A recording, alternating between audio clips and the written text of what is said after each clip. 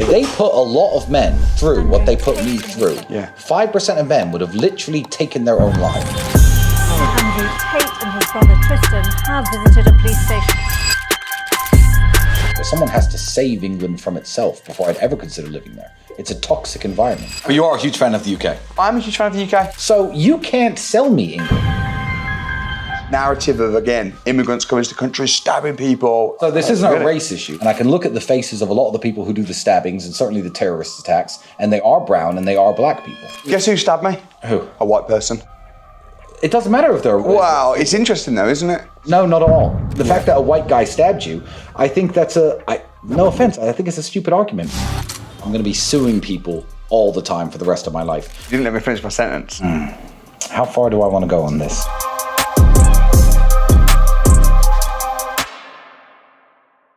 I'm sat here with Tristan Tate, and thank you very much for coming on my show. Glad to be here, You're sir. a gentleman, and this is an exclusive interview because it's your first interview since coming out of Romania. Yes, it is. It's my first. So what made you choose this podcast of all the many podcasts that you could be on?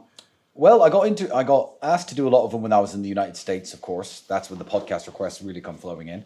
And I was trying to chill and live my life and get my work done. And then Andrew did your podcast and he came home and he said, you know what? While we're here, you should really do Samuel's podcast. And I thought, Samuel, good name, kind of like the guy. And I heard about your weight loss journey and, you know, that's inspirational for people. And I think my main thing that I try to do is inspire people. So why not sit down with people like yourself? Oh, I appreciate that. I really do. And you know, yourself and Andrew did massively inspire me to lose a lot of weight. Thank you. And I really appreciate that. And I think a lot of what you talk about, your messaging is fantastic. Some of it is a little bit, you know, controversial, which we can talk about. I'm ready. But yeah, love it. So firstly, tell me what you've been up to. So you went to America. How did you feel when the Florida guy in America was such a jerk to you guys? Well, here's the truth. The media are very powerful, as we know. The legacy media still maintain this grip of power over narratives that control the world. And I wasn't mad, I was disappointed. In the way that if I tell everybody that you are a murderer and you're a serial killer, and I own the BBC and CNN, and I'm George Soros, I own every major news network, and I hammer it home for 2.5 years, so everyone associates you with murderer. They never say your name anymore. They say accused murderer, you know, to Samuel. If you fly into a new country, it's very natural for people to want to protect their own and think, oh, this guy who is a murderer, because the news says he's a murderer, is flying into our country. Let's open an investigation and keep an eye on him to make sure he doesn't murder anyone. The fact that I'm not a criminal at all is what makes it so offensive that I land in Florida in my own country where I hold a passport, where my father served in the military, where my grandfather fought in World War II for the United States of America. It's very offensive to land there and have a governor and an attorney general say, oh, well, these are bad guys, so we're going to look into them.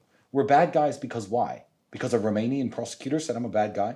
Since when does anyone in the United States politics, certainly, trust the word of Romanian prosecutors above their own reputations? Because what's going to happen is in 180 days, they're going to have to close the Florida investigation and say we found nothing on them. So it turns out they didn't do anything bad in Florida, and they're going to look stupid. So I think it was a very bad gamble on their part to trust their reputations and their integrity on the words of a Romanian prosecutor who isn't that important or high level, and certainly globally, no one cares who the guy is.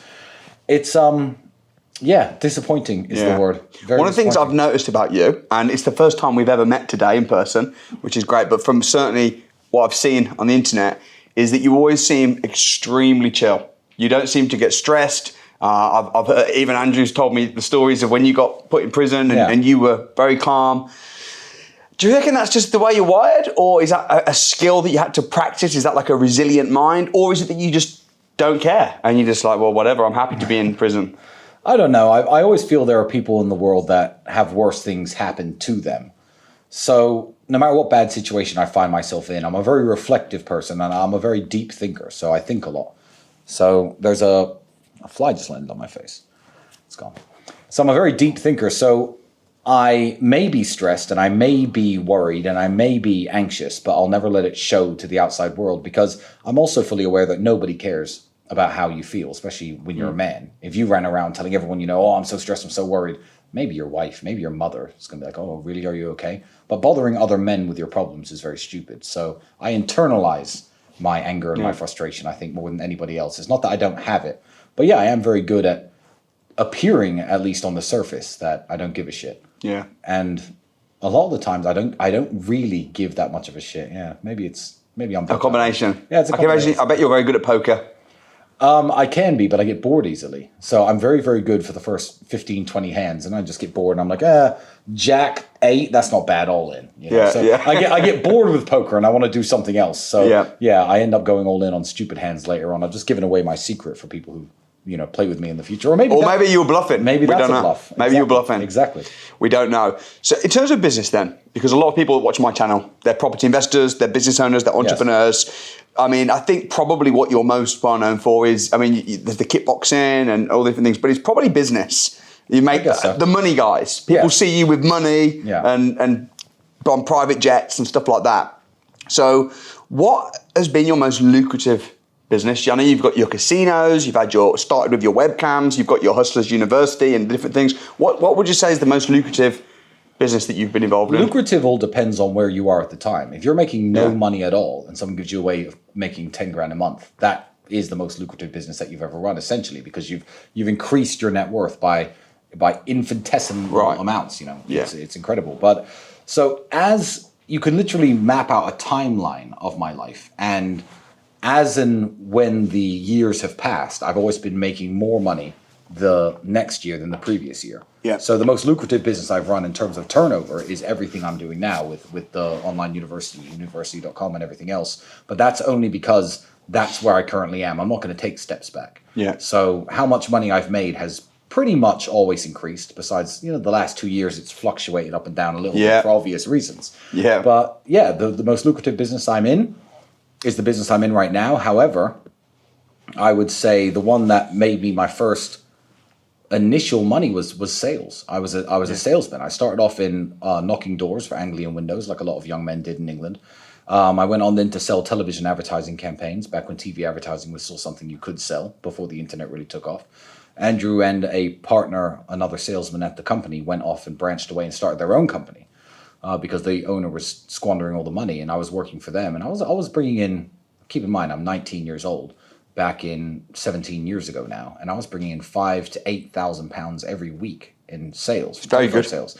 So that's the first time I ever felt like I had any money. Yeah. It went downhill a bit after that when television advertising became a lot less popular, and then I came up from there. But that's the first time when I'd use my debit card for things, but not have to think about how much was on there, which is a very good feeling. Yeah. Now I don't care what I buy, and now everyone knows I'm wealthy because Andrew and I are now at the point beyond pretending. You can rent a Lamborghini and take a picture in Dubai and pretend you're rich, but when you have $6 million cars with your name, inscribed on them, and you're flying around private jets everywhere, you clearly have lots of money. So we're at the point past what people can pretend.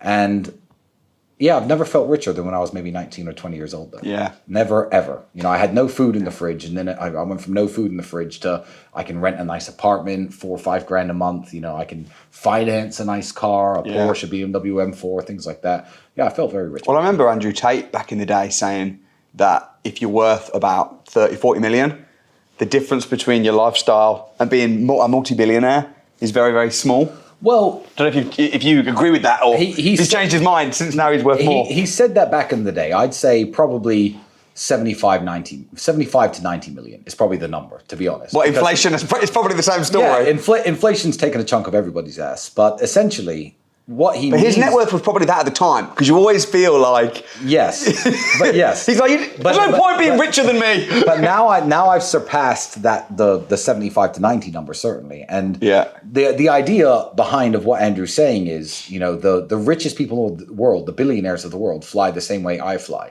If they wanted to buy the best car they could only buy a car equal to mine. Yeah. There probably are some houses that I couldn't afford. I don't know what the most expensive houses in the world are, but...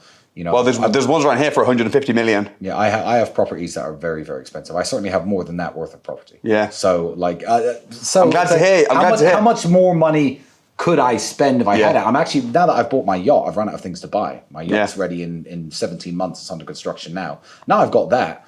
I've run out of things to spend money on. So now it's just, it's setting a high score, I guess. Yeah. And if you were to stop, you probably wouldn't worry about money again. Certainly if it was invested right, which I'm sure it is. But you need purpose. I mean, it's invested right within limits. Right. But Andrew and I are spenders. We've always been the spend what you've got guys. Yeah. And back in the day, people assumed, probably before we were on the internet, when we were kickboxers, people assumed we were richer than we were because we had a secondhand Aston Martin that cost me £60,000 back in the day. But at the time I bought that, I had £61,000 in my bank account. So I looked a lot richer than I was because I was always the spend what you've got guy. We only started investing when it got to the point where there was nothing else to spend money on. Really? So we started buying properties and real estate and a lot of smart things. Yeah. And even now, it's at the point where if I see something that's stupid that I can't really afford, I'll find a way to buy it. So yeah, I could be much richer if I had invested much more of my money. Andrew's got 40 diamond watches. We have 71 cars, maybe 72. I don't even know how many cars we've got. Don't need them, can't count them, don't know, couldn't name them, all on a list. So yeah, I make a lot of stupid purchases, but that's my business, and I can do what I want. I earn my own money, and there's something in that though. I think. Yeah. I wouldn't necessarily advise everybody to do that per se, but I think I see a lot of teachings which is the opposite, which is save up, the millionaire next door type mentality, where if you work really hard and save up £50 a day, when you're 70, you'll be a multimillionaire. I'm not interested in that. No, I'm not. And I never was. I want to have nice things while I'm young. And I'm still relatively young at 36. Certainly for my net worth, I'm very young. And I like being the guy who turns up. I mean, there's 13 or 14 Bugattis in Dubai. I don't know who drives them, but I've seen them driving around. Usually it's someone much older than myself. Yeah. I like being the 36-year-old guy who shows up in a $5 or $6 million car. Yeah. Or two $6 million cars, one after the other with my brother and I. So I would say money you enjoy wasting is not money wasted. And people always preach against wasting money. It's called, and there's always, broke people who always talk about what they do if they had money. So when I buy something for $5 million, they overlook the fact that I give millions of dollars to charity every year. They overlook this. And they say, oh, that $5 million, you know how many kids you could feed with that?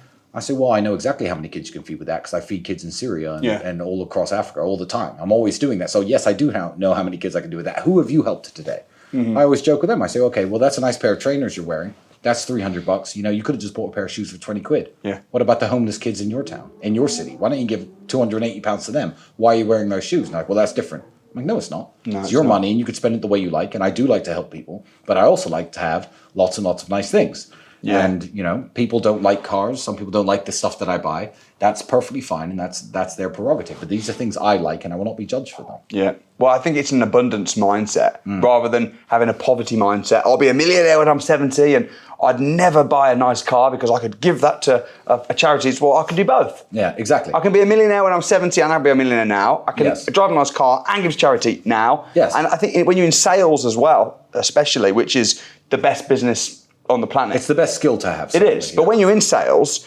if you're spending money, it's forcing you to be more hungry and make money. So there's something in it. Exactly. But you have to be careful of people who try to warn you away from making money and try and scare you away from wealth because their arguments are always stupid. Their arguments, forget the charity one I've heard all the time. I just met your wife and son 5 minutes ago. They'll say stupid things like, oh, I don't need a bunch of money because I've got my wife and my son and I'm perfectly happy because I've got my beautiful family. I'm like, you think rich people don't have beautiful families? You think I don't have beautiful families? You think me and Andrew and you don't have kids and wives and women that we love and people that we care about? I would say that my family relationships are better than almost anyone in the world. Like, I'm doing pretty well. But the arguments they come up with against making money are coping mechanisms for themselves and ways to explain their failures to the people around them. Like, don't worry, kids. Oh, yeah, that Andrew Tate guy's driving around that $5 million car. But you've got me, your dad at home, who loves you both. And he sits there playing video games all day, smoking marijuana, setting a bad example for his kids. That's not love, one. And two, I love my kids too. And my kids probably love me more than that guy's kids love him. So avoid people giving you stupid arguments to not make money because there's no reason not to do it. Oh, I don't want to live in Dubai. Okay, what do you want to do? Oh, I just want to live in a farm in the forest away from everybody and just grow my own food. Cool, well, that's a $1.6 million investment. So where's your money? Go and do it. I've noticed that you're working a crappy office job in Middlesbrough. Why are you talking about farms? Like, don't tell me what you do if you had money. Why don't you, at least prove yourself? And then I will never... When someone actually is wealthy, I'll take Elon as an example, as the wealthiest man in the world and far wealthier than me. He's like, oh yeah, I don't own a house. And then I'll buy a house. And then someone with no money will be like, well, Elon doesn't own a house. Elon can do what he wants. I can do what I want. You can do what you want. Yeah. It's really stupid. And it is stupid. There was a guy actually, I don't know, do you know Simon Squibb? Have you heard of him? No, I No, haven't. it's probably for the best. Should I have heard of him? Probably not. Yeah. So he does a whole thing about you shouldn't buy property, and I'm in the property industry, Yes. so take it maybe a little bit personal. I bet. But one of his big arguments is Elon Musk doesn't buy houses, and it's like Elon Musk is Elon Musk. He's buying land in Mars. Yeah, exactly. Yeah, he's built different. He's doing things that we can't even think. But the average person, if you look on the Sunday Times rich list, they are investing in property. They are. Come on, don't be ridiculous. No, they should be. And it's an argument to authority. And the problem with arguments to authority is these people always have less authority than I do. So they'll say, well, Elon Musk does this, or Bill Gates does this, or Warren Buffett lives in the same house and drives the same car and invests in the stock market, and you should. I'm like, okay, if you're going to use an argument from authority, as in this guy has more authority, so I should listen to this guy, then why don't you listen to me when I say do X, Y, and Z? Because I have more authority financially and success-wise and fame-wise than you do. Yeah. So, but they use it to criticize others, and it's really hypocritical and embarrassing. If you want to be something, you find someone that's done it already, and that's their opinion. If you don't listen to a fat guy, that's why I listened to you and Andrew when you talked about weight loss and how to get. Andrew was messaging me on WhatsApp saying, eat one meal a day, drink black coffee. And I wasn't thinking, yeah, but no, because this book says it's like the guy's in very good shape. I'm not, I'm going to listen to what he says. Yeah. And it's the same with finance. If you want to make a lot of money, find someone that's done it. If you don't want to make a lot of money, no problem. Exactly. I tell people, if you don't want to make a lot of money, don't listen to me. And the exciting thing about business and finance is there's lots of different ways to do it. If you sit at a table with 50 millionaires and say, how'd you make your first million? How'd you make your first 10 million? Right. You'll get 50 very different stories. Some of them may, echo each other. However, you're going to get 50 very unique stories from 50 unique people about ways they did it. Ways that you and I wouldn't even think of. I was sitting with a very wealthy man the other day, and he was just like, yeah, I'm working on a big metals deal with which African country was it? I don't know. Maybe Uganda. I'm signing a metals deal with Uganda and the United States. I'm like, metals in Uganda with the United States? I'm like, I can't even fathom how that works, and the guy's richer than I am.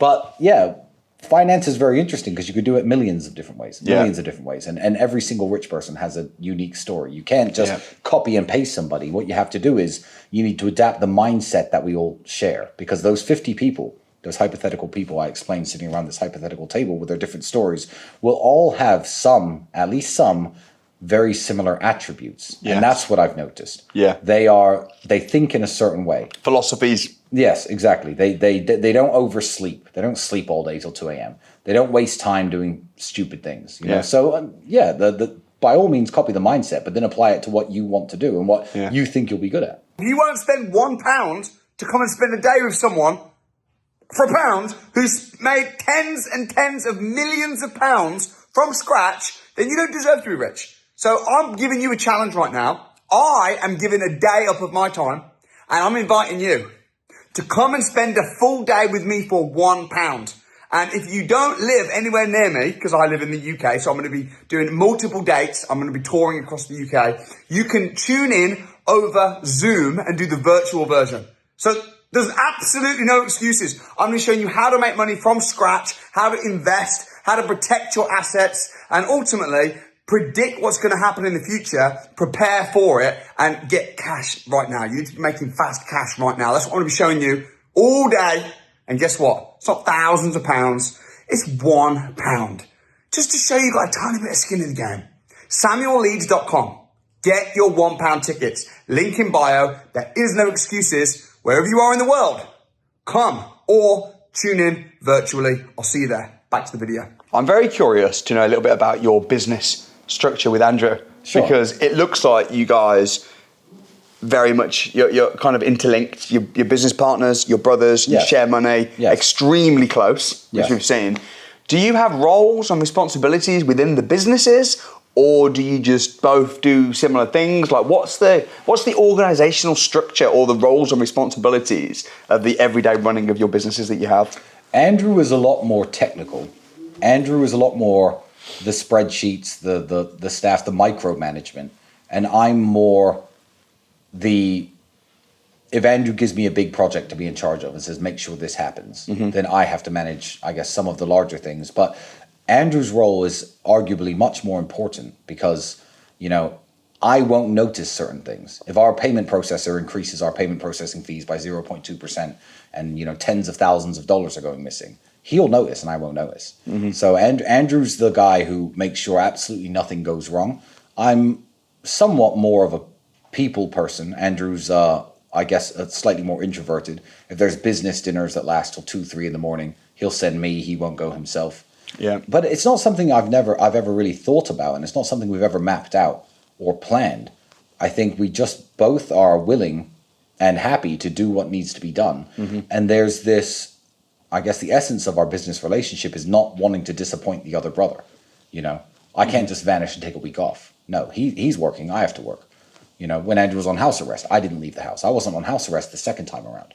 I did 6 months on house arrest voluntarily because he was on house arrest. Yeah. There's this idea of not wanting to let the other guy down. And I think that's maybe the most powerful aspect of mine and Andrew's relationship. And it's why I encourage young men, especially when they're up and coming in the world, instead of renting an apartment, rent an apartment with a friend, an ambitious friend. Right. You'll both train more, you'll both work more, you'll both think more, you'll brainstorm more, you'll waste less time.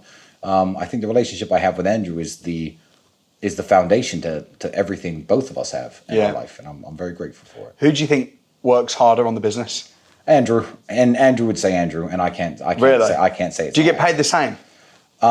Well, yes, but we don't get paid in the. No, but if you take a dividend out of the business, or however you look at it, do you spend the same amount of money on stuff? Do we spend the same amount of money on stuff? I don't know. I think Andrew, but then whose stuff is it? If I buy a car, or if he buys a car, it's both of our car. So like, it doesn't really work that way at all. The person who wastes the most money is Andrew, but it's all in one. I'm not going to say where it is. Let's say it's all in one pot. I keep it next to my bed. But what would happen if you started spending more money through the accounts that you have?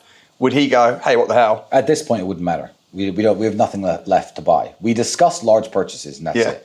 Real estate, hypercars, not supercars. So he spends more money. He spends more money. He works more, brings more to the table, but you share money and kind of just... He's addicted to cars. That's his only problem. Yeah. I'd have 7 or 8 cars if it were up to me.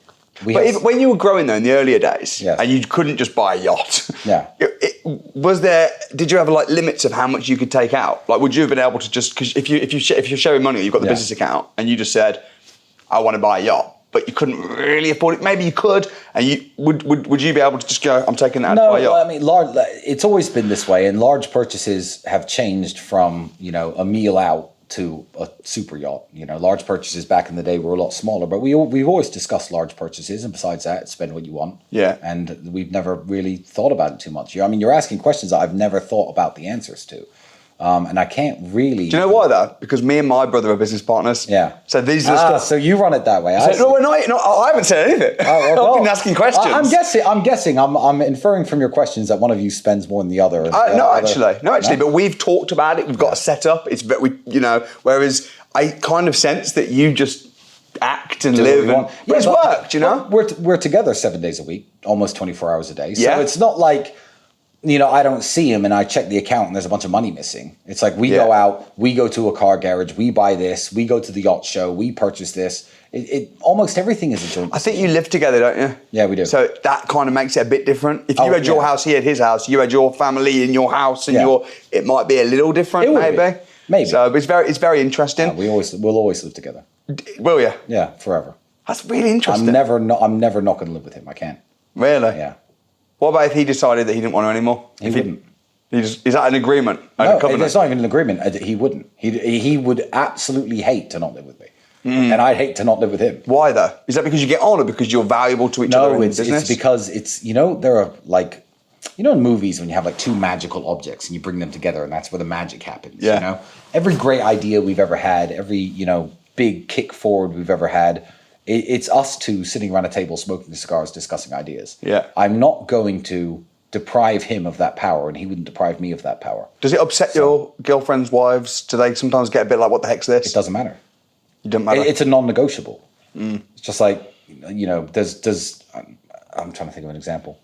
Does me being tall upset people? Like, it's a non-negotiable. I can't change my height. Yeah. It's not something that anybody could possibly complain about. And I think if anybody in my life were upset by it at all, they'd know not to mention it, because why would you mention it?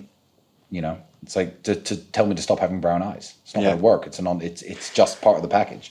Have you seen a lot of brothers inspired by your relationship when they've come closer together, or they've been? Because it's sad when you see brothers fall. I respect that a lot about you and Andrew. The fact that you've got such a strong sense of brotherhood and you work together, especially when I work with my brother. Yeah. I think it's really inspiring.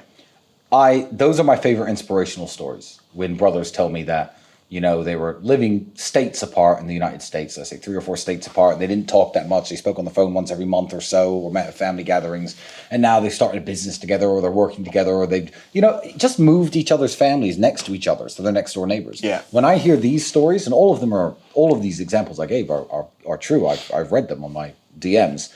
That's what I get. I guess that's what I get the most out of. You know, when I hear that brothers have strengthened their relationship from Andrew and I. It's all good, you know, the fitness stories and the weight loss stories, but there's also fitness guys out there. The brotherhood I have with Andrew, there's nothing I've ever seen on the internet, besides one pair of brothers, actually, that I thought was comparable. And I'm going to say one pair of brothers, and you probably remember them because you're English back in the day.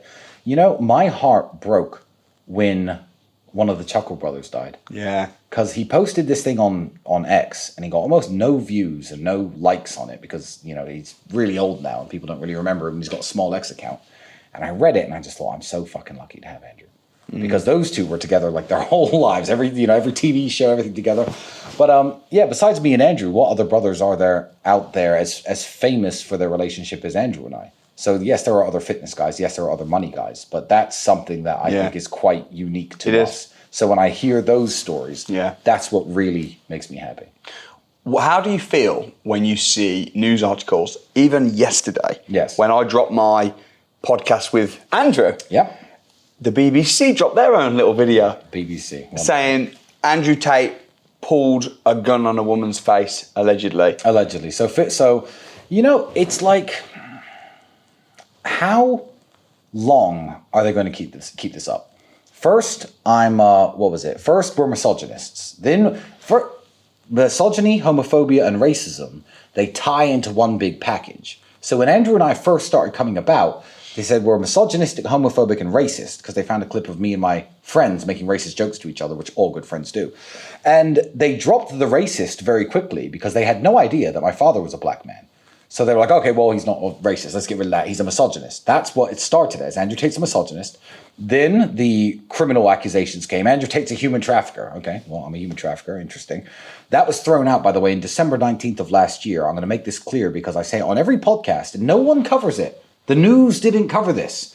On December 19th last year, a judge threw the case out and said there's insufficient evidence to even have a trial about this. So that's what happened last year. That's one of the reasons I'm free today. That's one of the reasons I'm free. Everyone's like, well, why are they free? Well, because there wasn't enough evidence after 2.5 years of investigation for a judge to even think it was worthy of a trial. So then I was a human trafficker. Then I was a rapist. Now Andrew's gangs of London pulling guns on girls' heads and stuff 15 years ago, allegedly. I don't know where you'd get a gun in England 15 years ago. I was working as a telephone salesman. I don't know why Andrew would have had a gun. I don't know what they're going to come up with next. He told me it was a water gun. It may have been. I mean, I don't know if he's ever pointed a water gun at somebody. Probably, but he's certainly never owned a firearm illegally. And in the United Kingdom, you can't own a firearm legally. So he's certainly never owned a firearm. So I see these articles all the time, and I'm like, what are they going to come up with next? You know, when that retard killed his girlfriend with a crossbow, they blamed Andrew for it. Yeah. They said, well, he consumed Andrew Tate content in the last 24 hours. Sorry. How many people? Maybe 100 million people consumed Andrew Tate content in the last 24 hours. 100 million, if you check their laptops, have consumed Andrew Tate content in the last 24 hours. How many of them commit a crime the same day? I don't care what the actual number is, but let's look at the other content he consumed. What did he do in the last 24 hours besides that? Because he watched Andrew Tate. Sure. What songs did he listen to? Did he listen to Taylor Swift in the last 24 hours? Potentially. She's one of the biggest artists in the world. Andrew's one of the most famous podcast guys in the world. So is Taylor Swift responsible for his crossbow massacre? Did he eat at Five Guys restaurant in the afternoon before he did it within 24 hours? Maybe the chemicals in Five Guys are responsible. Like, I don't care what this idiot did in the last 24 hours before he killed his girlfriend with a crossbow. There's absolutely, even if you take the most out of context clips of mine and Andrew's body of work over the last 13 years, you will never find anything that inspires you to kill somebody for any reason unless it's just some sort of joke. But this retard has nothing to do with me, and I do not take responsibility for him. So I don't know what they're going to come up with next. You know, now he's pointing a gun at a girl's head. Next, I'm a terrorist, a genocidal maniac. Do you think they'll give up? They've run out of things to say about. Do you think they'll stop eventually? And just do you know who you remind me a little bit of? Not like the Tate brothers, a tiny bit. I don't know if you will remember when Eminem blew up back in the 90s. I remember.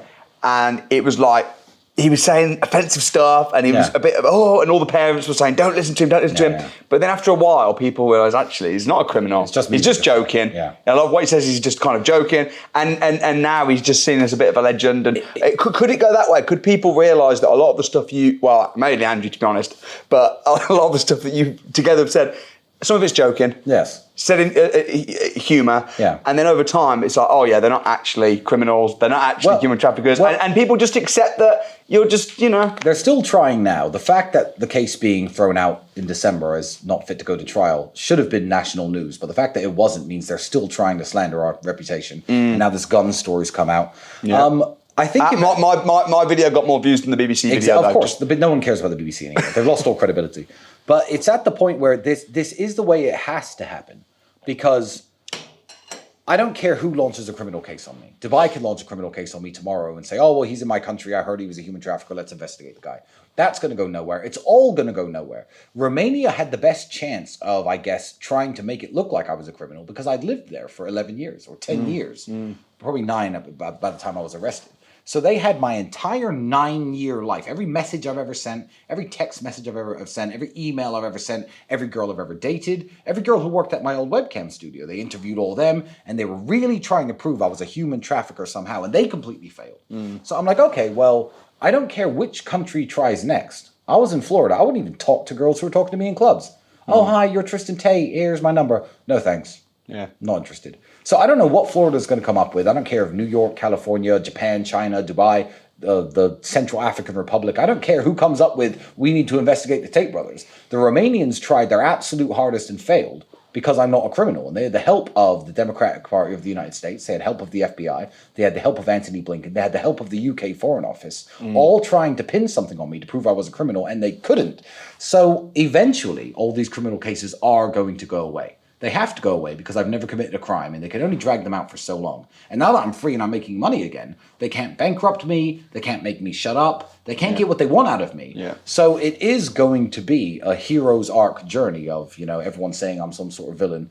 And unless they shoot me, I don't see how it can end any other way. It's not going to end with me in a court and them saying, he's actually guilty of this, and a judge putting his hammer down. And if it did, I mean, depending on what country, who would believe it? I decided to sponsor the video myself and talk about my new book, which also nobody would publish. Because in the book, I expose the globalist elitists, such as the World Economic Forum. I have made tens and tens of millions of pounds myself. I sit on the tables. I've got friends who are billionaires. I know the people that own some of the banks. I know the people that own some of the institutions. So I know what's going to happen to the future of money and how to prepare for it. And I wrote a book.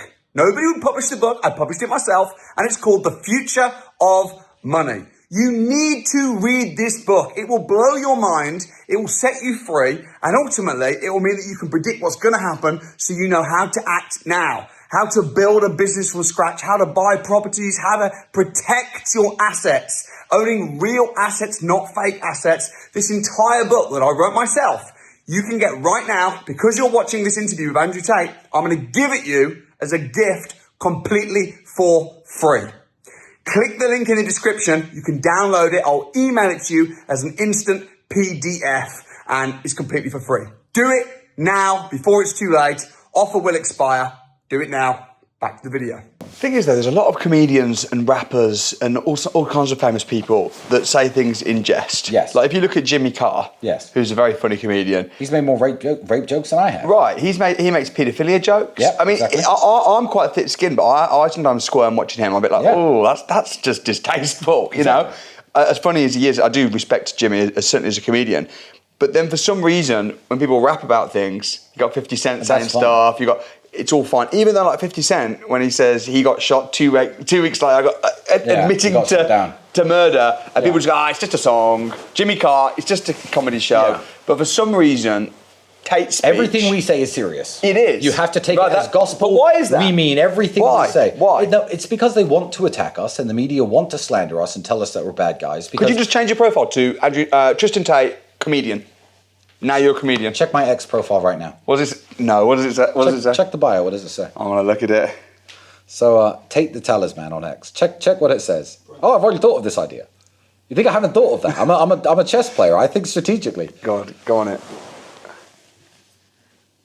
Because I was sick of people using my tweets. Kickboxer, father, businessman, comedy genius, brother of girlfriend. My goodness! When did you do that? About a year ago. About 1 year ago. I never noticed that. Yeah. You're ahead of the game. Yeah, but Luke 23:34. What does that say? It's a Bible verse. Do you remember what it says? Forgive them, Father, for they know not what they do. Why did you put that on there? Because I'm happy to forgive my enemies, because I understand who gives them instructions and who's telling them to do this and the effects they've had on my life. I'm lucky I'm a very strong-minded person, and I make no jokes about this. It's a very serious thing. If they put a lot of men through what they put me through, 5% of men would have literally taken their own lives. More than that. This is serious. Yeah. What I've been through is serious. I've had bricks thrown through my children's windows. I have a daughter that when this certainly first started, all of her friends in the neighborhood, the parents banned her from talking to her. I had to buy her a dog, took all my daughter's friends away. She was crying every day that she couldn't go out and play with the other kids because every time she went out, the other kids would hide into their houses. It's what they've done to me is sick, and it's really reverberated throughout my life. Like, hey, yeah, I'm a tough guy. I can take it.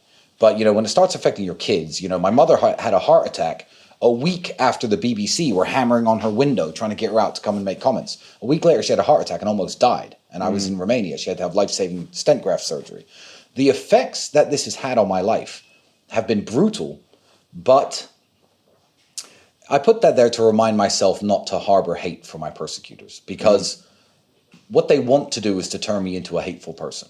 Because hateful people, let's say, I'm not even going to talk about myself because I don't want this to sound too like I've thought about this, because I haven't. But let's say you take a innocent man who's done nothing wrong and you say, oh, he grabbed a girl's ass at his job, for example, right? And he's a good guy, he's worked his job, the girl's just lying about him, okay? Yeah. Well, what's going to happen? Everyone's going to believe the girl, she's going to cry to the HR department. First of all, there's going to be an investigation. Then he's probably going to get fired. Then he's probably going to get arrested. He's going to get charged with a sexual misdemeanor of some sort. He's going to be put on some sort of sexual registry list. His wife's going to leave him. He's going to lose his house. He's going to lose everything. And let's say one day he says, you know what, fuck it, and walks into the office building and just shoots everyone, right? That's because they got to him and they turned him into a hateful person. Now, I haven't thought of levels of revenge like this. This is a hypothetical situation. But I'm fully aware that this is what they want to do.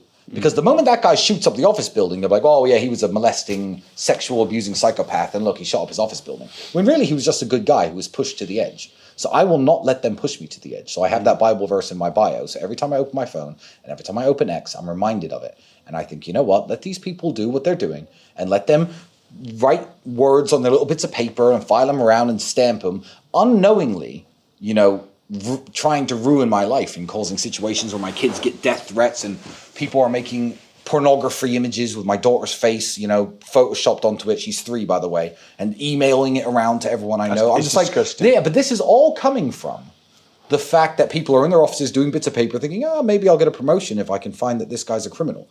And I'm like, they don't really know what they're doing. Right. That's why I put that there. They don't understand the effects of what they are doing. And I'm sure these people know that I'm not a human trafficker because I'm not going to get into the case, but it's fucking ridiculous. I had a girl actually crying to me a year and a half ago. She lost her job. Not a year and a half ago. Yeah, a year. No. When was this? Maybe half a year ago, when I was first allowed to talk to her again. She calls me up and says, Tristan, I need to talk to you. She comes to my house. She goes, Tristan, can I have some money and borrow some money? I said, why do you want to borrow some money? She goes, I've lost my job. No one in my town talks to me anymore. Everyone hates me. Everyone thinks I'm a prostitute or something. I said, why? Because the police in Romania labeled her, just because she used to date me, as a victim of human trafficking. And if you label a girl a victim of human trafficking, if I say your sister was a victim of human trafficking, you believe she was sexually assaulted, raped, prostituted, drug addict, you assume all these things about her.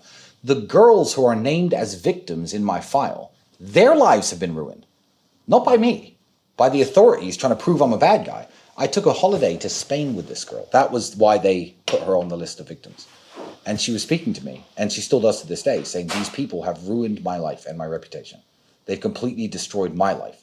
So she is now a victim, but not a victim of me. So yeah, they know not what they do. Yeah. They're not fully aware of the repercussions of their own actions. And I wish it was just me. I wish I could suffer 10 times more and nobody around me, including my brother and I come as a package. I guess they're going to get him. But I'd suffer 10 times more happily for everyone else to be fine and for them to leave everybody else the fuck alone. But they don't. Do you forgive them?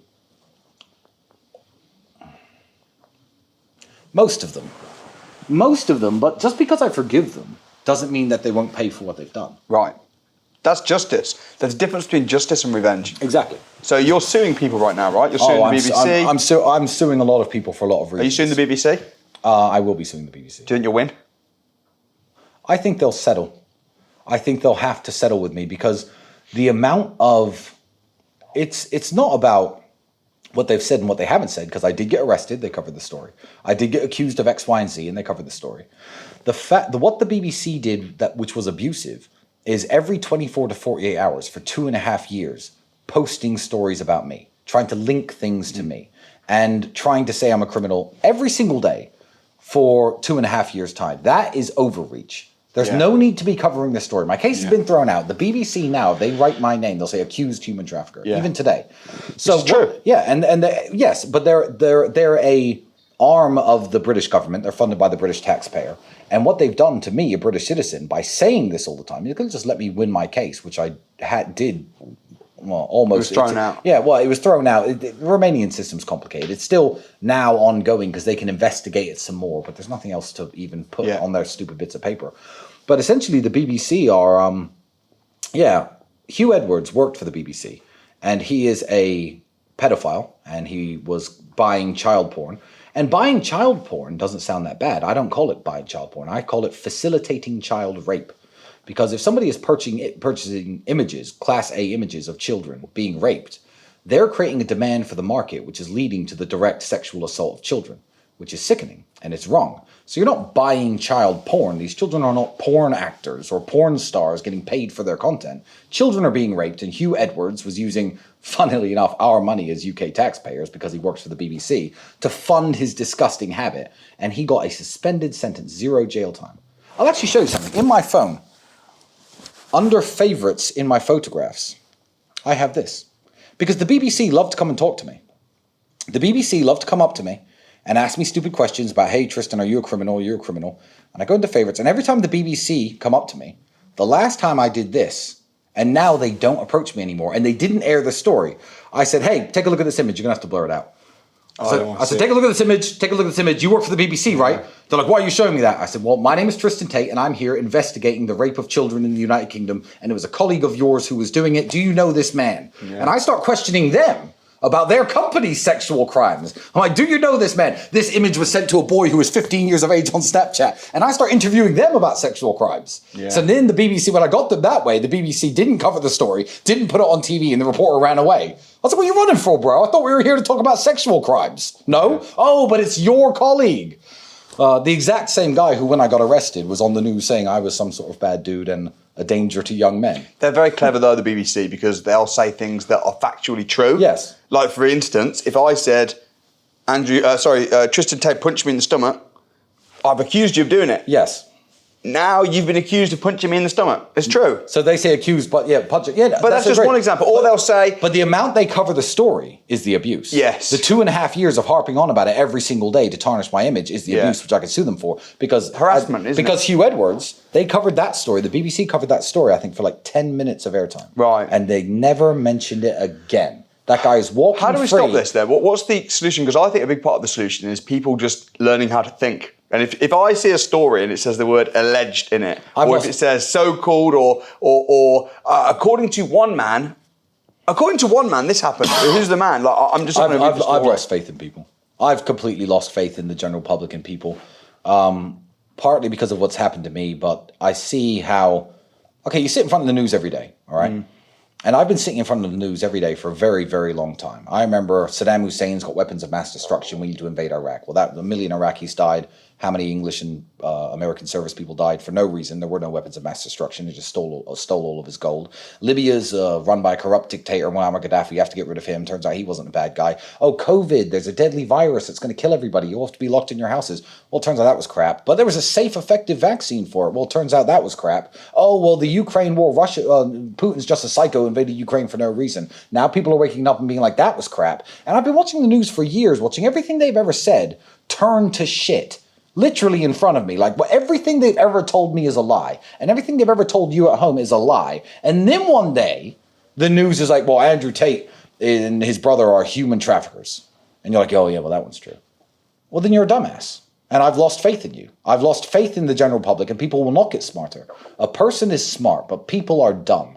And the mob mentality, where they get online and attack Andrew and I, is embarrassing. I'm like, don't these people have something better to do with their time? Because when I walk out on the streets, on the way here, I was asked for photos by people just in the hallway. People mob me and Andrew. They love us. Women, kids, family men, everyone's coming up to us asking us for pictures. Everyone famous who I meet adores me. Everyone seems to like me.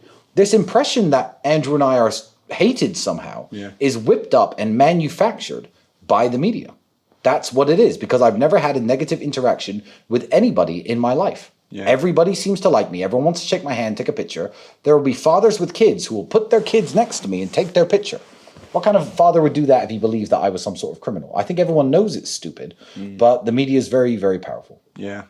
Did you see the show Adolescence? I would never watch the show. Do you know about it? Have you heard about it? I know enough about it. I know that the guy who made the show is an autistic weirdo. I posted about him the other day. And he confessed in an interview that, oh, well, the content that inspired the show, it wasn't really Andrew Tate. It was a bunch of Reddit blogs that I've read. It wasn't Andrew Tate and the Manosphere influencers. It was all the Reddit blogs I've read. But, Andrew Tate's a good name. I posted that on my ex. Look at the post. And I'm like, he's basically just admitted to defamation. Andrew Tate was named. Yeah, I know. In the show. Yeah, he's basically admitted to defamation, and I could sue him for that if I want to.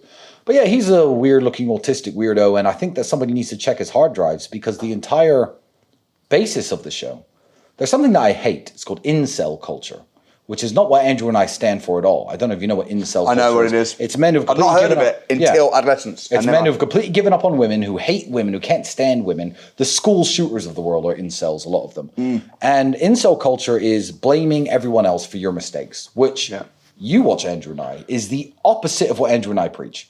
It's being a skinny or fat loser who plays video games all day with no money, sitting in your mum's basement being like, women don't want to have sex with me and that's women's fault because women are evil. These people are psychopaths. Incels are psychos, and I have nothing to do with them, and I don't like incel culture at all. But incel culture inspired the show Adolescence. And I'm like, well, this is interesting. The boy in the show is 13 years of age, and the writers have called him an incel, involuntarily celibate. Now, when I was 13, I was collecting Pokemon cards. I wasn't out there trying to get laid.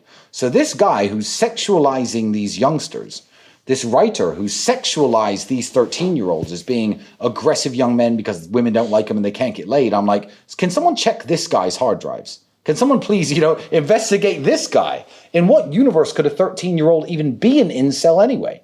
All 13-year-olds should be celibate by default in every country on earth. How is a 13-year-old an incel? And then they try and blame me for incel culture when everything I say is the opposite of incel culture. Why?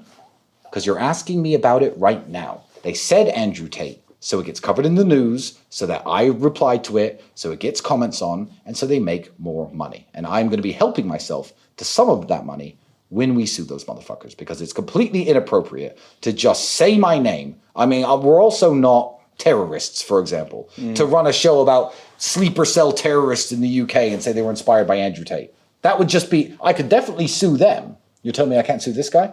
Bet I can. Bet I win. So you plan to sue the makers of Adolescence? I've got a lot of people to sue. My people to sue list is very, very long.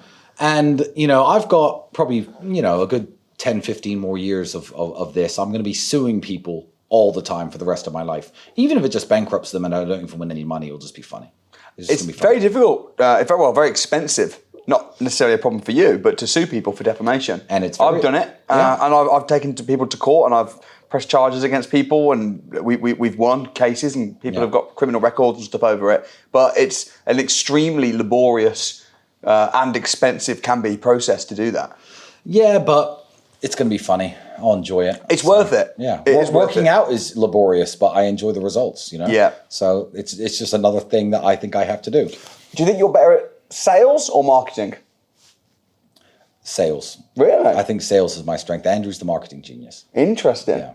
And you learn that from selling, from having to make a living. Yeah, from having to make a living. Literally, if I didn't sell, I didn't eat. So what makes you a good salesperson? Or what makes one a good salesperson? What makes one? Because me, and people know me, I'm too well known now. I couldn't pull off face-to-face sales. But I think... you can sell through a video. You can do a video and sell one on many. Well, yes, I could. But it's all about having faith in the product that you sell, I think. When I used to sell TV advertising campaigns, everybody wanted to be on TV. They got to see their advert on TV. They used to get their families around and turn on the channel at the right time. And they got what they paid for. I think that the first thing is make sure you're not selling crap and make sure that you're selling a product that you have faith in. Even now, when Andrew and I push university.com and the real world, that school, the main way I sell it now, because there's no point in me going online saying, I've made the best product ever. I do interviews with students every week. I do 10 interviews a day and just random people from all over the world telling me their success stories. Yeah. And I just listen to them. So they do the sales for me. But yeah, have a product you believe in and don't sell something that you wouldn't want yourself if you had enough money, and that's the first step before you get to all the other hundreds of steps. Be confident, present yourself well, learn how to speak properly. A lot of people don't know how to speak properly. They think they do. They speak one language and they speak it badly. Learn how to speak properly. Learn how to, build a rapport with the people that you're sitting across from. If you sit me with like an old millionaire from Monaco, you sit me with a guy from Luton from the streets, like I can build a rapport with basically anyone I come into contact with. It's very rare for me unless they're Chinese or Japanese or that I sit across with somebody and can't establish some type of commonality with them. So that's very important in sales as well, but again, it depends what you're selling. You're seen as a bit of a gent, aren't you? People say you're a gentleman, and sometimes. What would you say defines a gentleman? Would you describe yourself as a gent? I don't know. Yeah, I guess so. I'm a bit old school. I'm a bit old school. Depends in what context that we're talking about. Depends if you're talking about dating, women, business, just generally. What does it mean to you to be a gentleman? I see people all the time in the comments. Tristan's a gent. He's a gentleman. To make sure that everybody you come into contact with leaves with a positive experience, I think is I think that's the basis of being a good person. Yeah. But if you do that throughout your life, people will call you a gentleman. I guess that's what it means. But I've never described myself as one. So, and I've never thought of myself as one. So you're saying it to me now. I'm trying to think, well, why am I one? I don't really think I am. It's a perception that other people have put onto me. And if everyone in the world calls you a gentleman, then I guess you are. Because if everyone in the world calls you a bellend, you're a bellend, Like, you must be. If everyone you come into contact with is like, oh, this guy's a bellend. For all of you at home. Unless it's just because it's in the press. Yeah. Well, unless it's in the press. Yeah, that's true. Yeah. That's true. But that's the point. But if everyone you ever meet says you're unpleasant, then you are an unpleasant person because people's perception matters. So the fact that you're telling me that people see me as a gentleman, then I guess I think people do, definitely. I guess I am. Couple of topics I want to talk about with you. We may agree, may disagree. Sure. So I know you own a lot of property, which is great because I'm massively into property as well. So respect for that. And I believe Andrew said that you bought some stuff over here as well in Dubai, which have performed really well. And also UK. I want to get into the UK because I know you aren't a big fan of the UK. No, I'm not. But then they actually make Netflix series and blame Andrew on all the stabbings, despite the fact that all the stabbings are caused by, the fact that they're not funding schools and youth programs properly, and the fact that they let immigrants in who are unchecked and some of them are criminals. They actually make Netflix series about Andrew. I don't like the UK. The BBC once called me a human trafficker. I'm not a fan of England. Yeah, but also, you say you're not going to go back, but then we've got Bruv Party, bro. So. Oh no, the thing is, that's when I would go. When I say I'm not going to go back, you mean just to live there under normal circumstances? I'd never go and live there. Yeah, I am going to go back. I've heard that England have some criminal case on me. I'm going to fly my ass in there and knock on the door to Bedfordshire Police. Say, what do you idiots want? After I've won everything else, fuck them. I'm going to go back to England. I'm an English person. I'm going to go back to my home country, and I'm not going to let propaganda or corrupt police officers trying to make a name for themselves, or politicians who want to say my name in Parliament because they know it will go viral on X. It's their only chance to ever go viral. I'm not going to let those people scare me away from my birthright, which is the the fact that I can travel in and out of the United Kingdom as and when I like as a British man. So, no, I'm never going to permanently move back unless somebody saves the UK. And that may well be Andrew in 4, in 8, 12 years, a long time away. That may well be Andrew, but someone has to save England from itself before I'd ever consider living there. It's a toxic environment. I describe England as like a 10 out of 10 beautiful wife material girl, but she's infected with AIDS and herpes. Like, okay, yeah. I mean, you could see the appeal, but you don't want to go there. Do you know what I'm saying? No, not really, no. Because Why? What, like, where do you live in England? I live in Buckinghamshire, Beaconsfield. Is that London? No, that's not. Just outside London. Just outside of London, yes. Yeah. And you're a father. Yeah. And you have no concerns. If your wife says, "Oh, I'm going into central London today to go shopping," you don't think? No, I would have. Oh yeah, definitely. You wouldn't have it? No, I would. Well, in what universe can we be the most powerful country in the entire world, the greatest empire the world has ever seen, short 100 years later, get to a point where an Englishman cannot allow his wife and his child to go into London, what should be the greatest city in the world, to buy a few items and come home safely? You think there's a chance, and you probably do, God forbid, let's but you think there's a chance my wife might get stabbed if she buys a Rolex in London. If I sent my girlfriend to London to buy a Rolex with my daughter, I think there's a chance someone stabs my girlfriend and stabs my 3-year-old daughter. Like, that's a very real possibility in the UK these days. It really is. So you can't sell me England. No, you didn't let me finish my sentence. Go ahead. I was going to say, firstly, it's not that I wouldn't let her. It's just that I don't think it would be safe and she wouldn't do it. But she also wouldn't go out in Dubai either. I don't think she'd go anywhere in a big city But that's by herself. perfectly fair. But if she went out in Dubai, she would be perfectly safe. Would she? Absolutely. But there's still crime in, there's still reasonable There's a little crime bit in of crime in Dubai because there's crime everywhere and you can't get rid of it entirely because the And the nature of crime people. rate is actually statistically dropping in England. I'm studying law and it's dropping. The media would make us think it's not because it sells stories and we're aware of it. But actually crime rate is dropping. Well, it needs to drop a hell of a lot more. It does, but it is dropping. There's less crime than there's ever been in the UK. I don't see there seems to be a lot of, and it pisses me off, a lot of, I hate UK. I don't want you to be part of that, Tristan. I see people banging on at the moment about, we're leaving the UK. The UK's a shithole. Yes. And I'm just like, it really isn't. It's fantastic. What do you think of Keir Starmer? I respect Keir Starmer. I think that anybody that's in power, I said this to Andrew. Andrew was saying, if someone's done something you want to achieve, then you should respect them. And I said, well, don't you want to be Prime Minister? Do you respect Keir Starmer? I mean, if he was the head of CPS, he's Prime Minister of the UK. By the way, I didn't say I'm a huge fan of Keir Starmer. I'm not saying I'm a huge fan. But you are a huge fan of the UK. I am a huge fan of the UK. And I think that Keir Starmer I'm not a huge fan, but I respect him. And I think to say, the UK is terrible and everything's bad and we need to leave this shithole, it's just totally stupid. I think that you create your own economy. Well, I'm different to you in the way that I don't hate the UK. I actually love the UK. I love the UK. And just like I love my brother and I love my family members and I love my fans and supporters and I love people around the world, if my brother got really fat and out of shape, I'd say, you're a big fat fuck, sort your life out because you look terrible. Yeah. You're going to die. Everything's going wrong. Sort it out. And that's love. That's not hate. So I think that perhaps you're misunderstanding my message about the UK. Maybe not. Because I'm not having a go at you. Because I love the UK. I actually love the UK so much. I think that London should be the greatest city in the world and the UK should be the greatest country in the world to live in terms of standards of living, I get you. Healthcare, people, the wealth that the UK had that's been squandered, what they're doing with it. I'm totally against anybody who is a migrant getting anything free from the British government while they're homeless veterans on the streets. Sort out your veteran problem first before you help like random people turning up in boats getting free hotels rooms. I am super against so many of the things that the UK is doing. I think it needs to sort itself out. And that's love, not hate, because there's a bunch of countries in the world which are run absolutely terribly. I'm sure Lesotho isn't doing that well. However, I don't care about Lesotho. I've never been there. I'm not linked to that country. Whereas, my ancestors are from England. I'm a very proud Englishman. I love English history. English history isn't just English history. English history is world history. Yeah. Before America existed, English history was written in the United States. We founded the country. Yeah. Canada, the entire world, Australia. English history is world history. We should be very proud of ourselves, but not to the point where we ignore the problems that we currently have. And my love for my country is to look at it and say, I can't believe you've let yourself go like this. But what do you mean, though? What do you mean by let yourself go? Well, you defend England in the way that you say, you've never been stabbed by anyone in England. Have. Well, my brother has too. Well, there we go. So, well, sorry, I didn't want to assume you'd never been Well, stabbed. I can show you the scar, bro. It's I got stabbed in the head. It's normal to assume people haven't been stabbed. But my point is, perhaps, well then... Guess who stabbed me?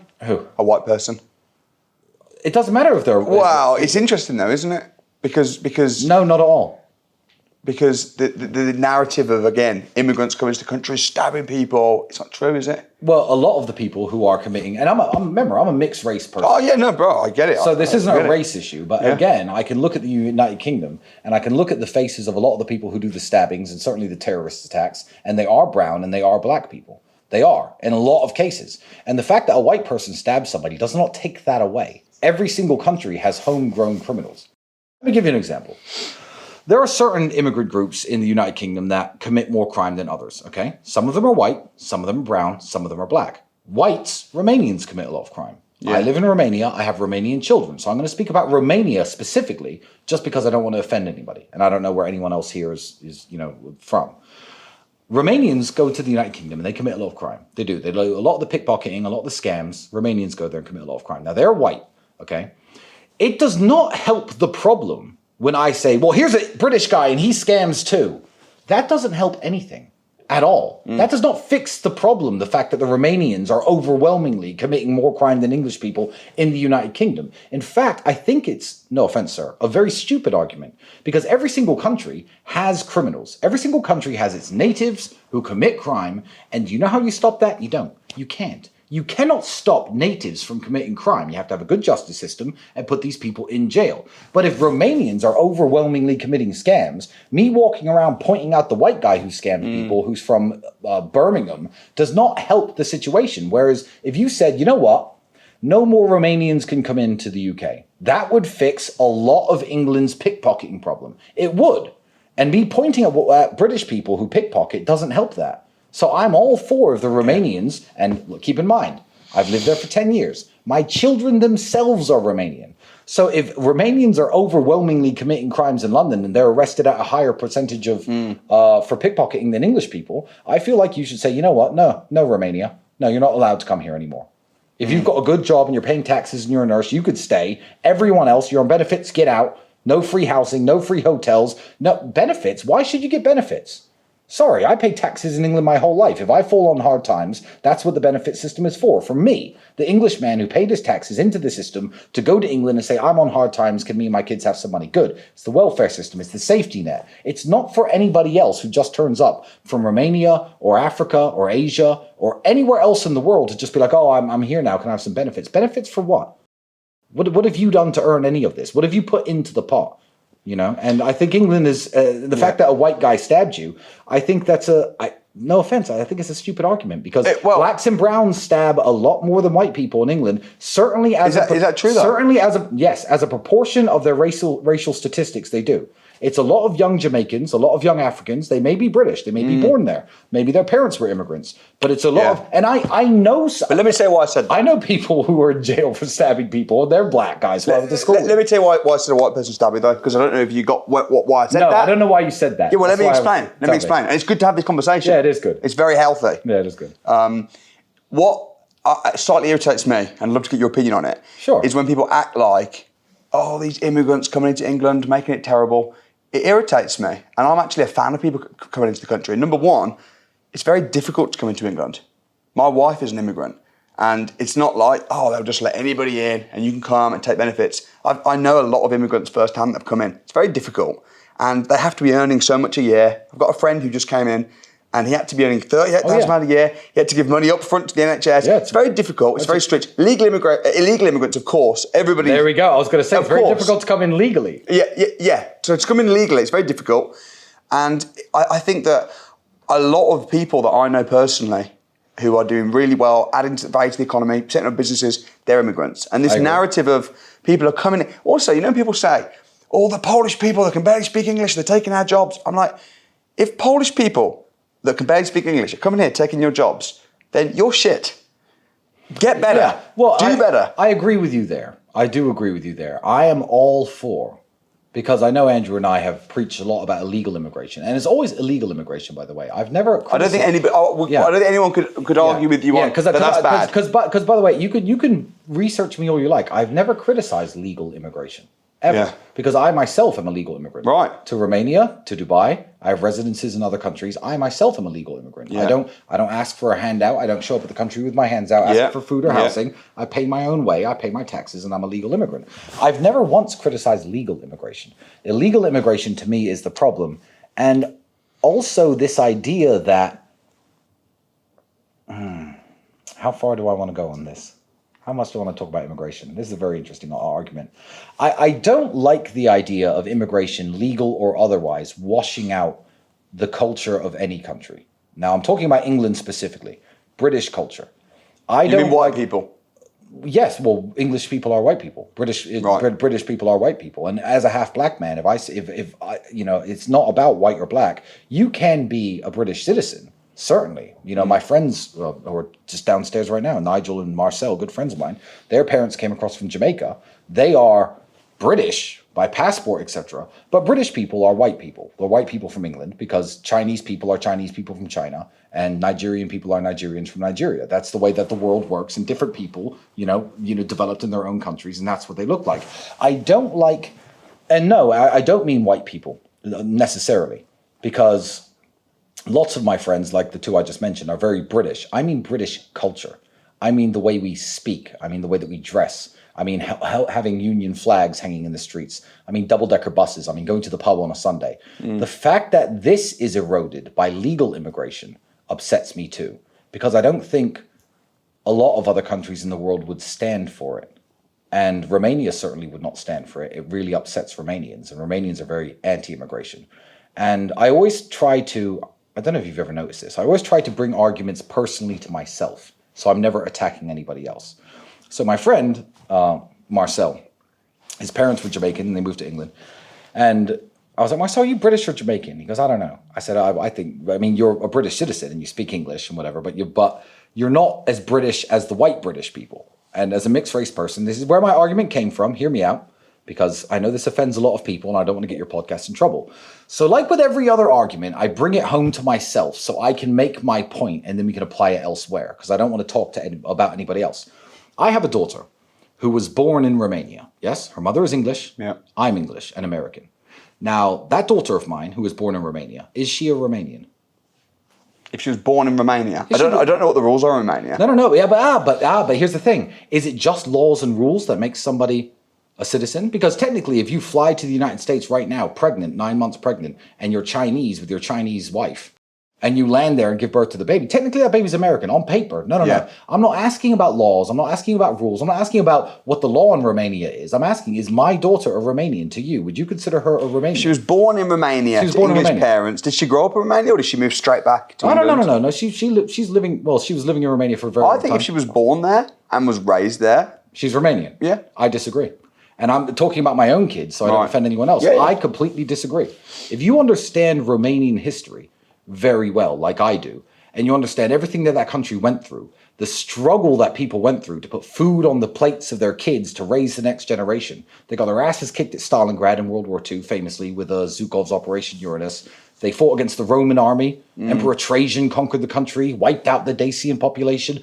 Everything that these people went through to pass their country on to their own kids, these Romanian people, I and the girl have no right to move there, give birth to a child, and say, this is a Romanian too. Because my daughter is not a Romanian. She is British because her parents are British. She carries the blood in her veins of the history that my ancestors have written. So I do not consider my own child to be a Romanian. And that's not a controversial opinion, is it? That's my opinion on my child. No, I don't think it's controversial. And you know who would agree with me? Go on. Every single Romanian. Right. They'd all agree that my child is not a Romanian. She may speak the language. I speak the Romanian language. Doesn't matter. My child is a British child because two British people gave birth to her. What about if she has a kid? If she grows up in Romania and has a kid, with a Romanian man? Certainly. Certainly, with a Romanian man, then the Romanian blood is flowing through that child's veins. Yeah. And this is a topic that we can sit here and debate, and it's actually very interesting. And when we're talking about my child, we're offending absolutely nobody. Yeah. But then you go to Ireland, or Germany, Yeah. and you say two people from Syria who moved there 9 years ago gave birth to a kid 6 years ago. It's now 6 years old. It's living in Germany. Are they German? Now, you have to say yes. Talking about Ireland, are they Irish? You have to say yes. The two same Afghan people, let's say they gave birth in Germany, you have to say their kid is German. France, you have to say their kid is French. Ireland, you have to say their kid is Irish. But when I talk about my own kid, it's actually a very nuanced argument that's fun to have whether you agree with me or disagree with me, right? But the moment we talk about England and say, well, these two people came over from, I don't know, Mongolia 20 years ago, and they have an 18-year-old kid who speaks English and has a British passport, is that person British? I would say yes, but they're not as British as the white British. They're not as British. No, they're not. I'm not as British as the white British. My father was a black American man. And you have an American accent, so it makes you a bit less British. Well, I'm not as British as you are. I don't think that's controversial. Yeah, no, I really don't think so. it is. I don't think so. And I think that where I can probably agree with maybe where you're coming from, not that I know exactly where you're coming from, is you know, if people get offended by the English flag in England, that's ridiculous. Well, exactly. Being patriotic and being proud of your country and proud of your... I'm proud to be a white, straight, British Christian man. Exactly. And that should be completely non-offensive to say. So I'm very with you there. Where I get a little bit irritated, though, is people that get upset with people coming into the country that are coming in, adding value, being doctors. It's great, and I think it can cause a little bit of division and almost hatred against immigrants. It's not us and them. I'm all about multiculturalism, collaboration. Do you know what I mean? That's my heart. See, I hate multiculturalism. So how can you hate multiculturalism? You must eat all these different foods and flavours. I mean, that blows my mind. I actually can't stand multiculturalism at all. I think if you come to England, fine, make your own food. Let's do it. Food is a non-issue. Right. But if you walk around the streets of London, I think you should be speaking English. I think that you should adhere to the customs of the country you live in. There's a saying that I like. You know, I think maybe was it Donald Trump who said it, or was it maybe Tom Homan. It's love the country you live in, or live in the country you love. And multiculturalism, I think, is very divisional, and I think it divides people. And you see, the funny thing about immigration is this. Immigration in England was fantastic, and it worked perfectly. It really did. It worked amazingly in the 1940s and 50s and 60s and 70s. You had Pakistanis, Indians, Jamaicans all coming over. But I asked my friend this. I said, your grandparents moved here from, where did they move from? He went, Jamaica. I said, no. They moved here from the British Empire. The Union flag flew above their school. They had an English headmaster, an English system of law. They believed that their capital was London. They said, God save the Queen. And they all moved here. Why? Because they all had British values. And these are the best immigrants of England. My tailor is a third-generation Indian man. Although my friends, I mean, you see, I've got the most multiracial group of friends in the world. These were the best group of immigrants that ever came to England ever. Because they weren't really coming from a foreign country. They were coming from the British Empire, and they shared our values. That was not multiculturalism, you see. Because these people came to England, and they wanted to be English. These people are more English than I am, even if their grandparents are Indians, you know? Yeah. It doesn't matter. For me, they're certainly more British than me. I wasn't even born in that country. So it's not just about genetics, and it's not just about bloodlines. It's about a shared culture and a shared value. And multiculturalism is the opposite of that. Like, I like to drink when I go to bars. I like gin. I like gin and tonics. I like whiskey. I like rum. These are all wonderful drinks. What do you get when you mix them all together? Shit. Yeah. That tastes horrible, that you'll spit out the moment you put it in your mouth. I love when I go to Thailand and I see the people speaking Thai, speaking their language, cooking Thai food. You know, I love when I go to Japan and, you know, it's very beautiful. The people are very quiet. It's quiet on the subway. I respect their customs. Russia, wonderful country. Dubai, wonderful country. You wake up to the call to prayer here. I'm a Christian. The call of prayer is blasting. I'm like, yeah, this is their country, their land. They're Muslims, they're Arabs, and they own it. This is Dubai, and that's the way we're going to run things. You go to England, it's like, oh, let's all be multicultural all of a sudden. And I'm like, no, I want to go to England, and I'm not a racist, I'm mixed race.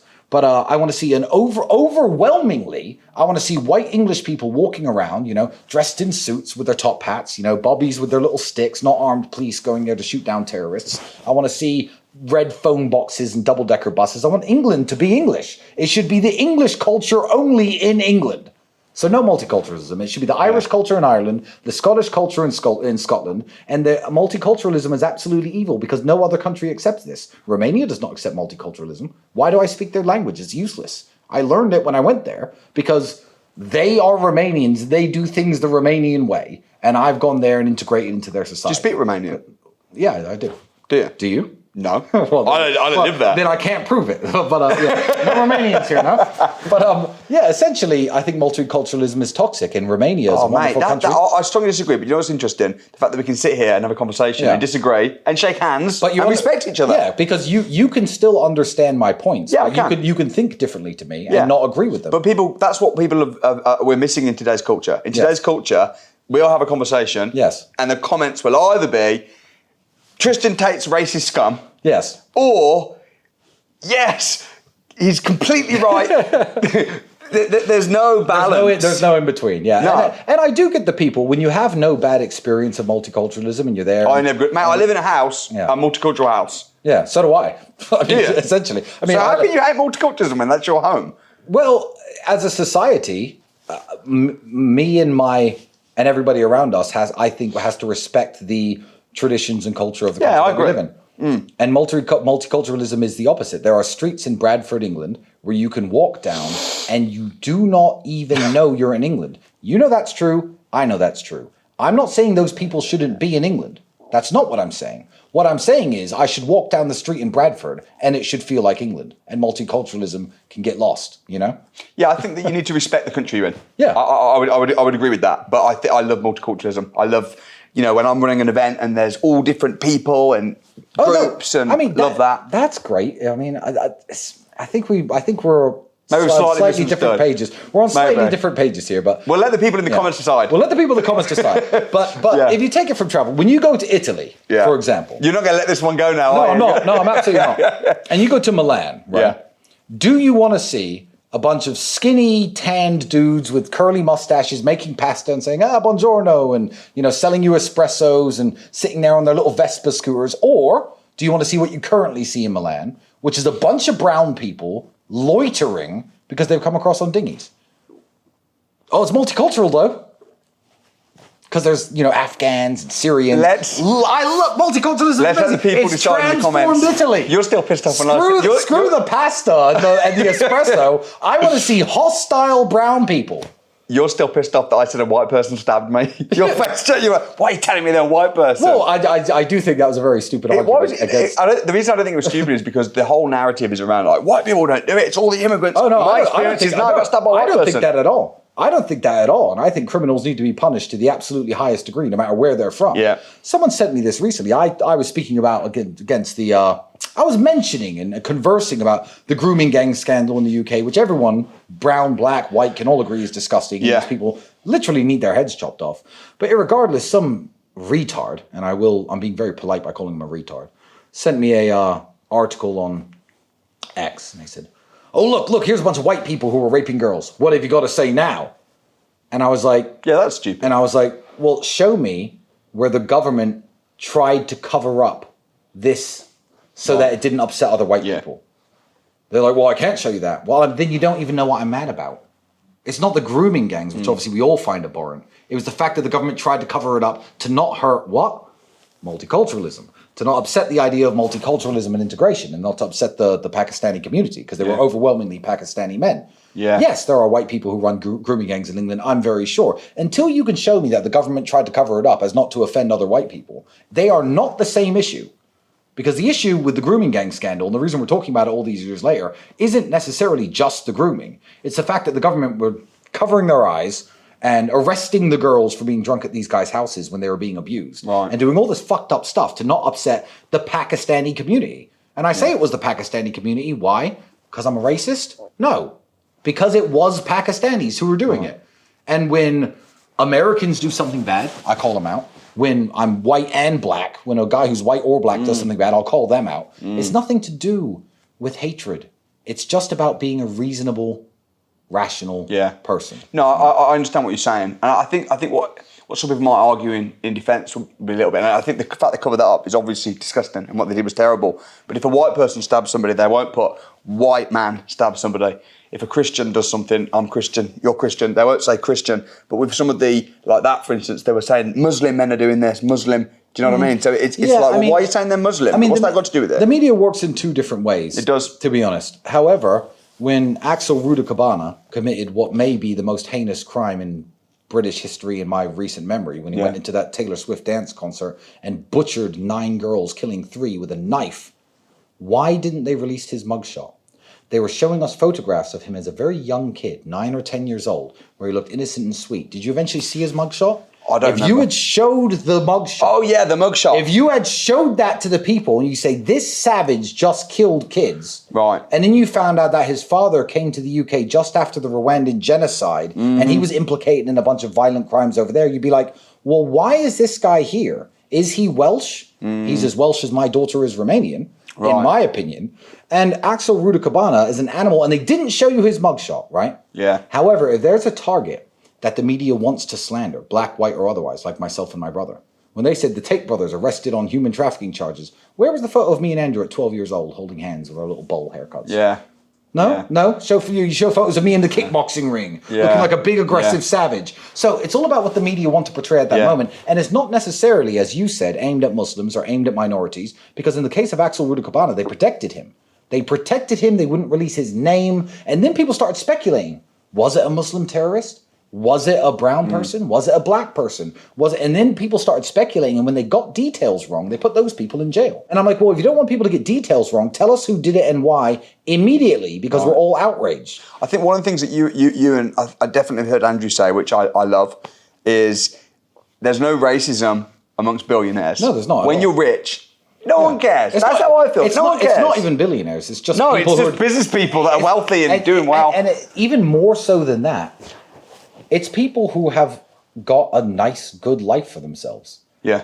You think in an NHS hospital where there are hardworking nurses and doctors and surgeons, and the NHS is a very, very multiracial organization.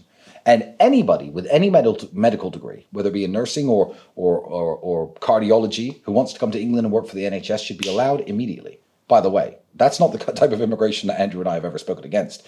You think in that hospital where they're all colleagues who show up to work on time and need to run the hospital and, need to work together, you think there's any racism in there? No, it's the people who have their lives together don't care about race. But when you push people down and I guess when you run an economic policy that keeps a lot of the people in the UK in absolute poverty, they look for somebody to blame. And they look around them because they don't see who's really to blame. They can't look up. They can't get into the rooms where the people are making bad financial decisions that are destroying their towns and destroying their cities. So they look around at other people in their community and they look for somebody to blame. And they look for the people who don't look like them, whether they be Romanians, whether they be Albanians or Moroccans or Somalis or Chinese. Yeah. That's what they do. And so people who have their lives in good order amongst other people who have their lives in good order, there is no racism. Yeah. Unless you're doing it as a joke, which is funny. Yeah. My group of friends is 2 black guys, an Algerian, some white Christian Bible basher guy from Texas. I've got a ginger redneck dude from Louisiana. It's myself and my brother who are both mixed race. We've got 2 Romanians. That's the most racist group of friends in the world, but it's all funny. Yeah. It's a joke. No, That's how men talk to each other. I think it's important to bring people together. And I think when you're making money, you're doing business together. I know you wouldn't care. You don't care if you're doing business with a black person, you're mixed race. But I think like Japanese, someone who's not me. Yeah, I don't. Yeah. Whereas no the media, I believe, try and divide us. Yeah. And then we're arguing about all kinds of stuff. And then they'll take people who make very reasonable points, like me talking about my own Romanian daughter, and then call me racist. Or I once I said James Bond should be white and he shouldn't be black, and they called me a racist. Yeah. Against black people, even though my father's black. And my father was a military man who was black, like James Bond was, but I just think James Bond should be white because he was a white character. Like they'll take things that aren't racist and try and say, oh, Tristan Tate, this is the racist right here. When really it's the losers sitting around with no money on the dole in their pubs, furious that high qualified, Indian surgeons are coming to take their jobs, and these people have done nothing with their lives. Exactly. Those are the racists. Yeah. Yeah. I'm not but they need. They're the dummies. But they need sometimes poster boys for racism. But sometimes those people, I think, do listen to some of the stuff you say, Exactly. and it fuels them in the wrong way, and they might miss your point. Even. People. What's absolutely crazy to me is in the scene in that adolescence that I've seen go viral on the internet. There's a black guy in the scene talking to this little white kid who's supposed to be some sort of stabber. And that black guy is a rapper. Asher D is his name.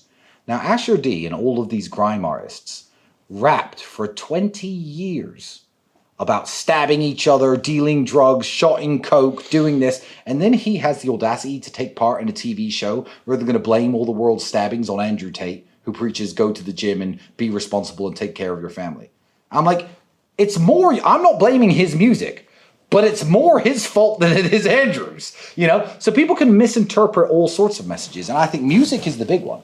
Music is bigger than Andrew Tate or Tristan Tate or you, who could be misunderstood. I mean, we can all be misinterpreted and misunderstood because not everybody's minds work on the same level. Yeah. However, when you listen to music, let's go stab the ops. Let's go juke them, take their coke. I'm like, what the, you're blaming me. Yeah.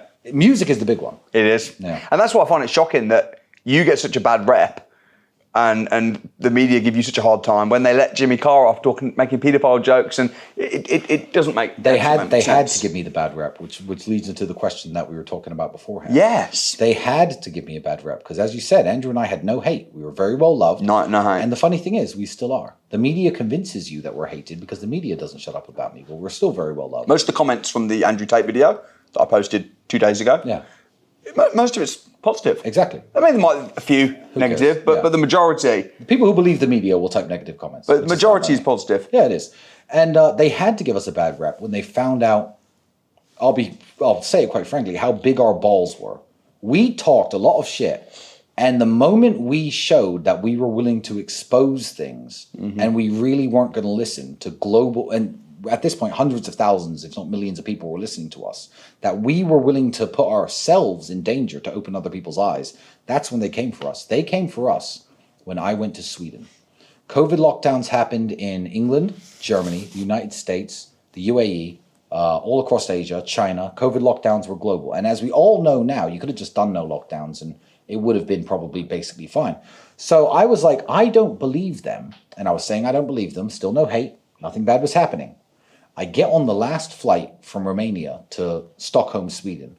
2 countries decided not to do lockdowns, Belarus and Sweden. They said no lockdowns, no vaccine mandates. It's all open doors, which is fine because English people can't see Sweden, can they? They don't see that in Sweden everyone's dancing around in nightclubs and partying and walking around and holding hands and kissing each other. The English people can't see that until Andrew and I went there and started live streaming. Hey guys, look what's going on in Sweden. Why are you in your houses? Are you stupid? Why do you believe what the government's saying? Hey, look at this. Here, look, here's a man and a woman walking down the road holding hands with a kid walking through a crowd. No one cares. COVID's fake.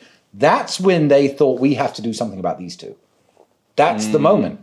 And interesting. I think that was the turning point. Do you regret or do you have no regrets? No, I have no regrets because I was right.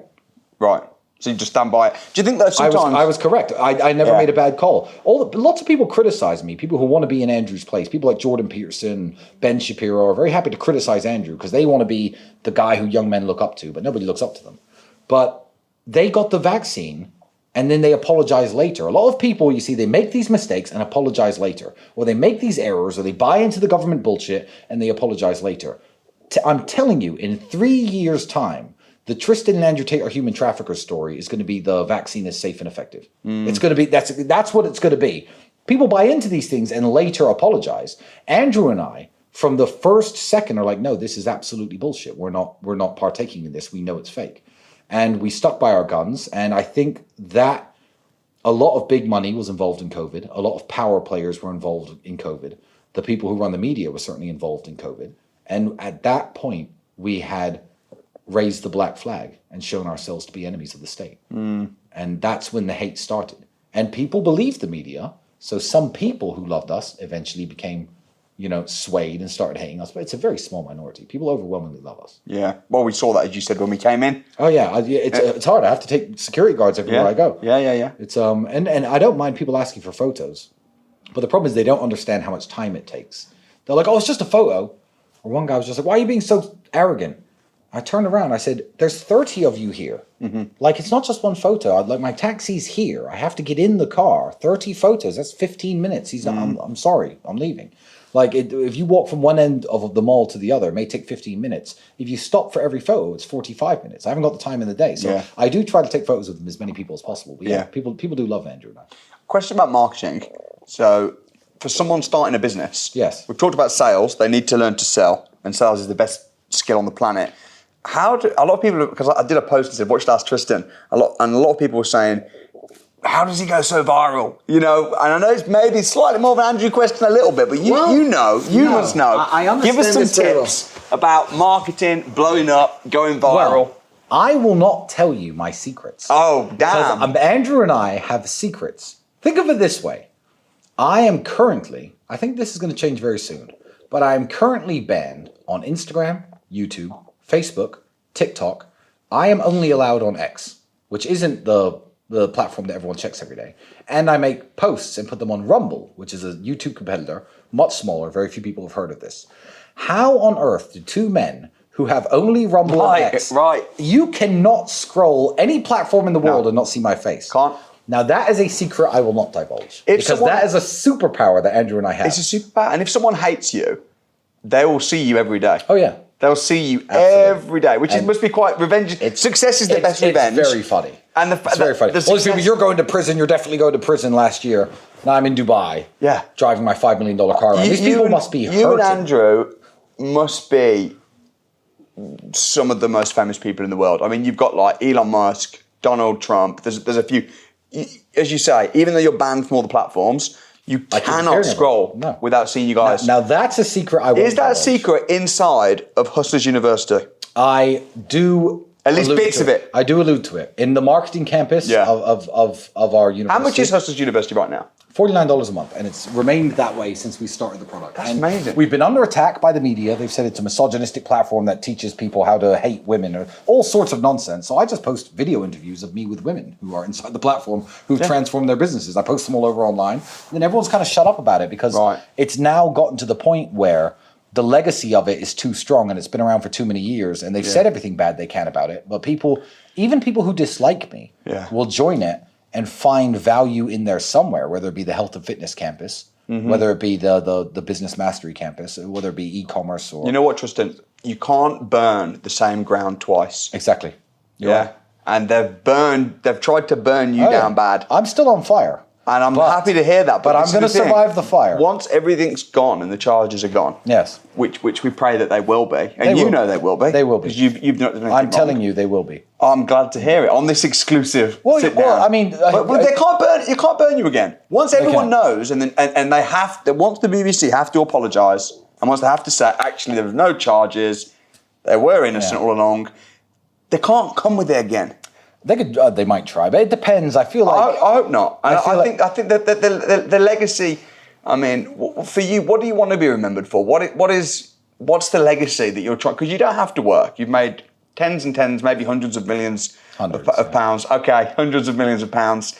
You're still working hard. Maybe not quite as hard as Andrew, but you're still working hard. Yeah. You're coming on this podcast. You didn't have to do this. A lot of people say, "How much do you have to pay?" I'm like, no, these guys come on. Just because I'll only make people pay if I don't like them. Oh, if I know someone's going to like be rude to me. I hope I'm not being rude today. I hope I'm not. I know we've had a little bit of a debate, but I hope you've not taken that. Like the ability to be a civil person.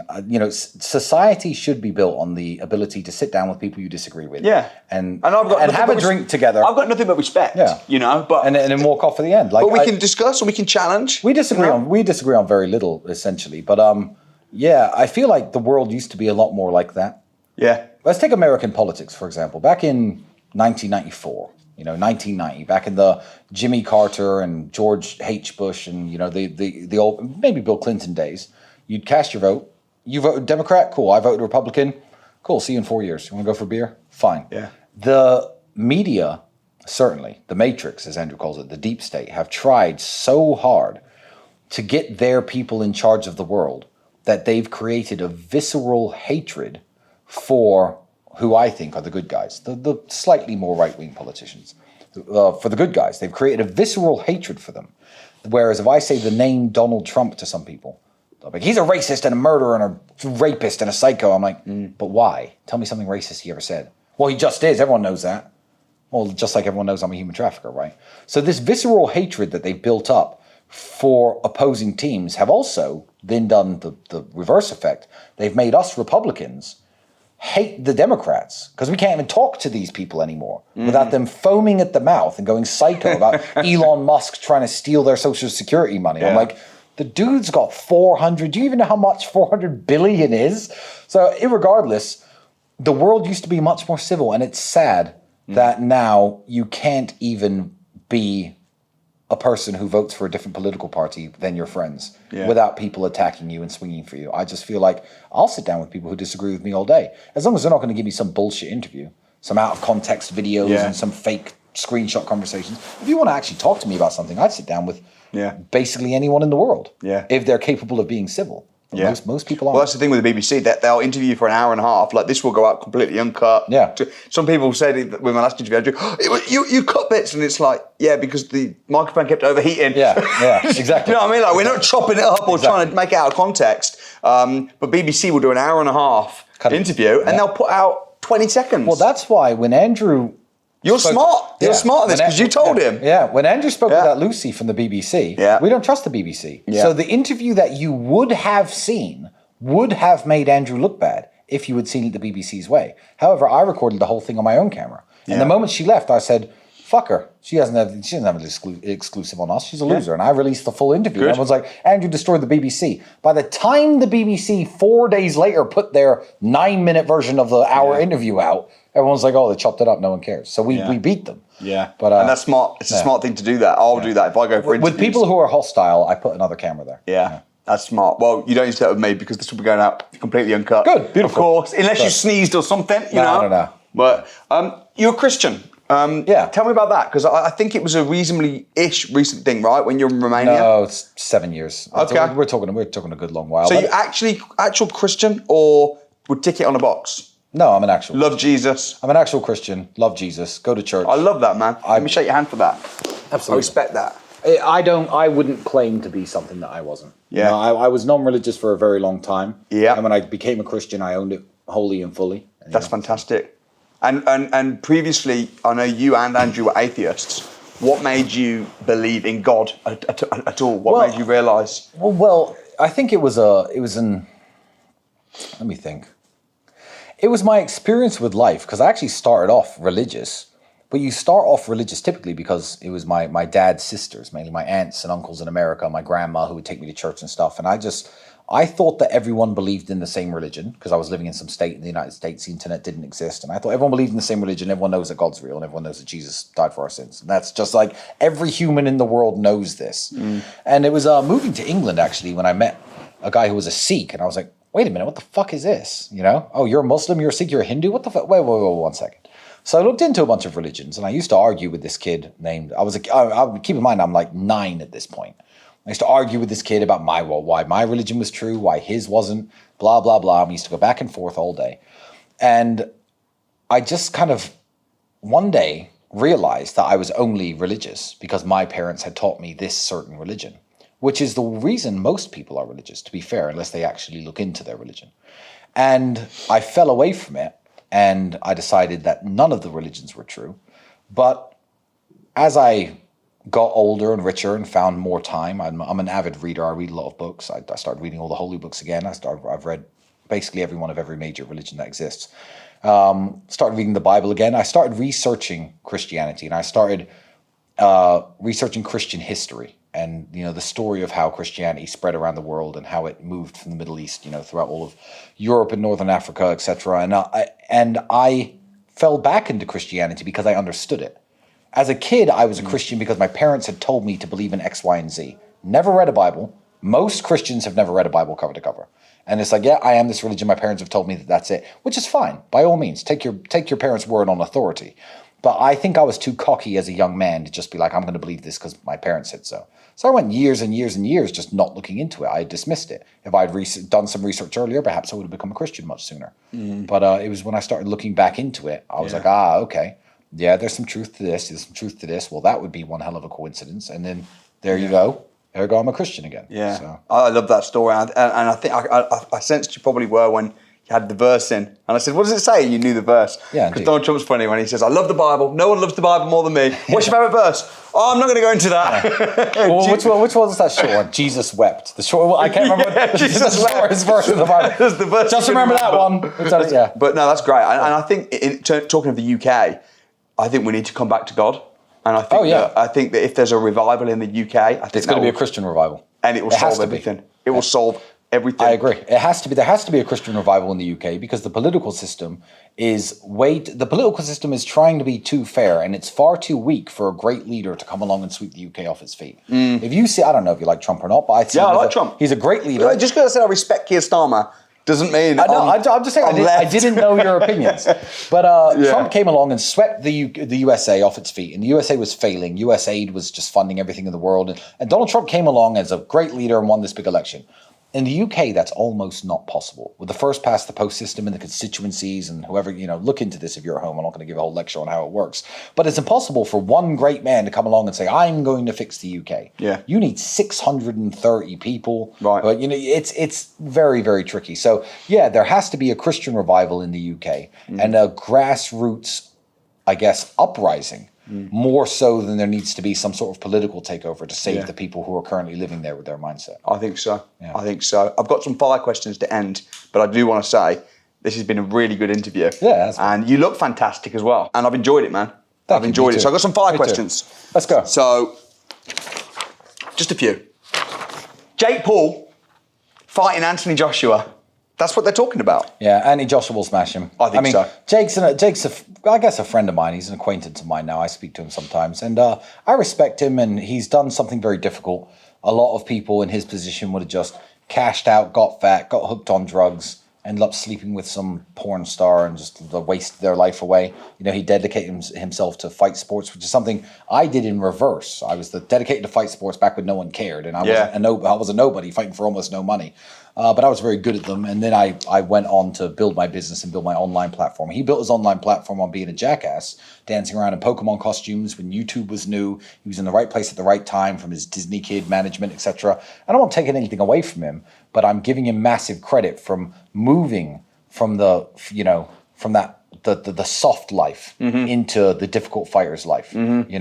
Yeah. Anthony Joshua, I actually sparred Anthony Joshua once many years ago. Yeah, but I know if I see him, we'll say hi. Like I know who he is. He knows who I am. Good dude. Single-handedly saved the reputation of British boxing by knocking out Francis Ngannou, who I respect. Yeah. But the performance Tyson Fury, who I'm a big fan of, again put on, made people question, is boxing actually legit? Or is it can't you just know how to punch and get in there? Yeah. Anthony Joshua single-handedly saved the reputation of heavyweight boxing. Massive fan of his, and he beat the fuck out of Jake Paul. I mean, I think so. But Jake Paul wants to actually fight him. And good, and I hope he makes a lot of money, and I hope he doesn't get his neck broken or anything serious, and I hope that he wakes up the next day after his 12-hour coma, and he's perfectly healthy. And I hope he, gets back to training and gets back to inspiring young men to, take up boxing, take up fight sports, which he is doing to some degree. So yeah, respect. I like Jake Paul. Though. I like Jake Paul. I have nothing against Jake. Interesting his dynamic with his brother compared to the dynamic with you and Andrew. A lot of people have talked about that. Have you seen the videos, the contrast videos? I have, and I would say that me and Andrew are me and Andrew. We're one in a million. Next fire question: The Apprentice or Dragon's Den? As a UK man, Dragon's Den. Why? I just found it a more enjoyable watch. Do you like Lord Sugar?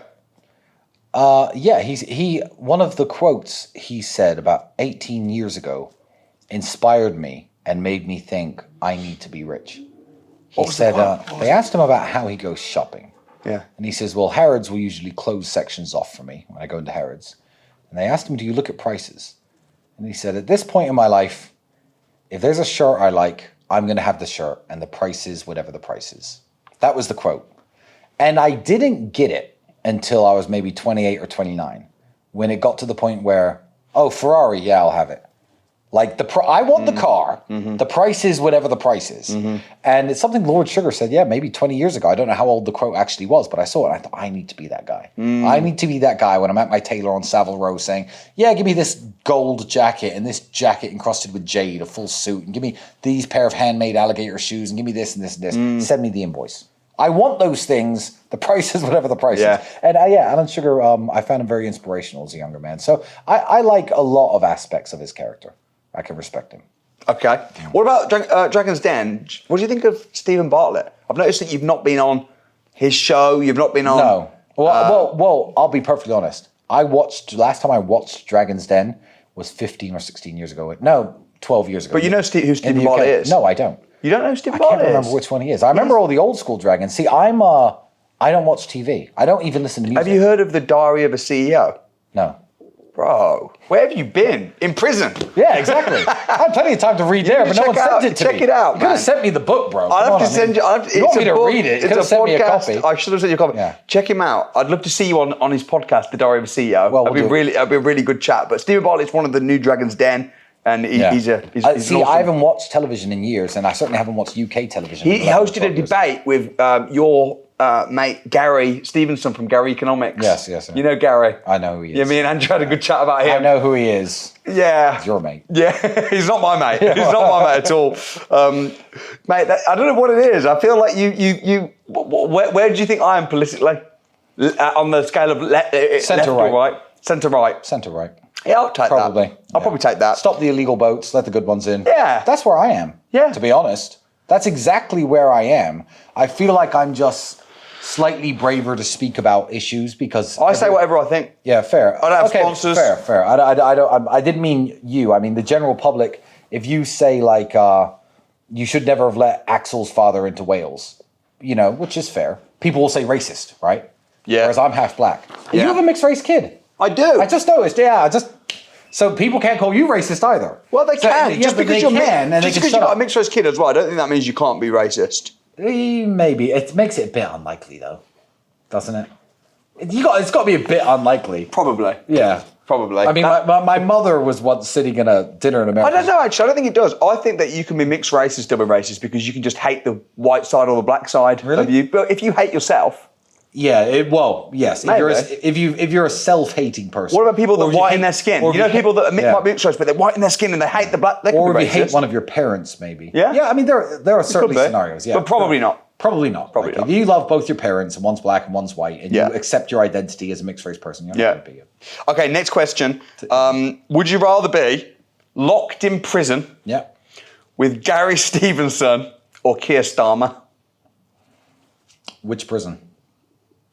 A Romanian prison cell. A Romanian prison with cockroaches and Gary Stevenson or Keir Starmer? Keir Starmer. Why? Because I'd love to watch his mental breakdown. I think he's a very, I think he's a very mentally weak person. When I see him speak publicly and answer difficult questions, I think that I'd love to just witness it and then tell people this is your prime minister. He's the one who cried at the door saying, "Oh, please let me go," and "Oh, please give me another phone call to my lawyer." That's the kind of guy he is, and I would love to witness it so I could tell people. So you'd actually like to be in prison with Keir Starmer, probably, rather than jet setting I'd in take Dubai. it right now. Give me 6 months. I'd take it. Keir Starmer. Would you really? Done deal. You'd happily go to prison for 6 months if it meant you were with Keir Starmer for 6 months. Yeah, exactly. But I like to be in prison with a lot of people because it depends on what prison and what you get away with. I said it on X famously. I tweeted Keir Starmer. I said, Keir, if your government's gonna set me up and throw me in jail for no reason, just put me in the same cell as Axel Rudakabanya. That's all I ask. I saw that tweet. That's all I ask. I saw that tweet. It's not asking for much. Yeah. Well, that's a knife. Let's see who's the tough guy. Ben Shapiro or Jordan Peterson? Who would I rather be in jail with? No. Who do you think will be a better person for your kids to listen to? Oh, Jesus. I think Ben Shapiro. No. I think Ben Shapiro is one of the worst people in the world. Yeah, potentially. Really? Yeah, I think he's inherently an evil person. Jordan Peterson is a former drug addict and a crybaby, and he has no emotional control, and he preaches about stoicism and manliness, and he's skinny as a rake, looks like a dweeb, doesn't work out. And I think he's a massive hypocrite. However, the things he says are true. If Jordan Peterson were Anon, you'd be like, this guy is a guy with his life together. This guy would never be a drug addict. Yeah. He's focused. He's sharp. He's smart. He's definitely in great shape, clearly. I mean, the things this guy says. Yeah. So Jordan Peterson is a lot less threatening because a lot of the things he says are very good. However, he is a hypocrite. He absolutely is a hypocrite. He's the you put him through what I've just been through, he'd be hanging in his closet by now. 100%. He's mentally weak.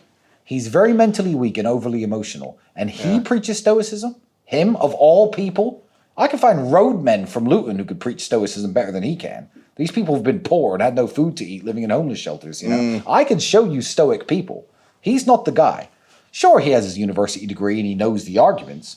What was it? Thucydides once said, "The nation that separates its scholars from its soldiers will have its fighting. No, will have its thinking done by cowards and its fighting done by fools." Right? Now that's a very, very good quote. And I think the truth behind it is a man needs to be both. And this sounds like the kind of thing Jordan Peterson would say, which is ironic.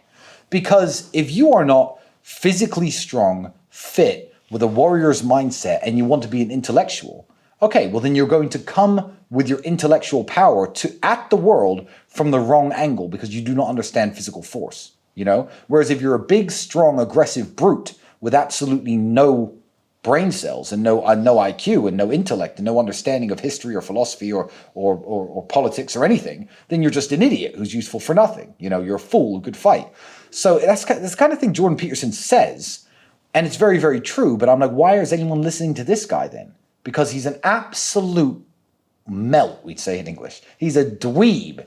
He cries his eyes out every time he's asked a difficult question. I could talk about my kids getting death threats and all this stuff, and I'm not sitting here going, that's Jordan Peterson. But what he preaches is so opposite to who he is.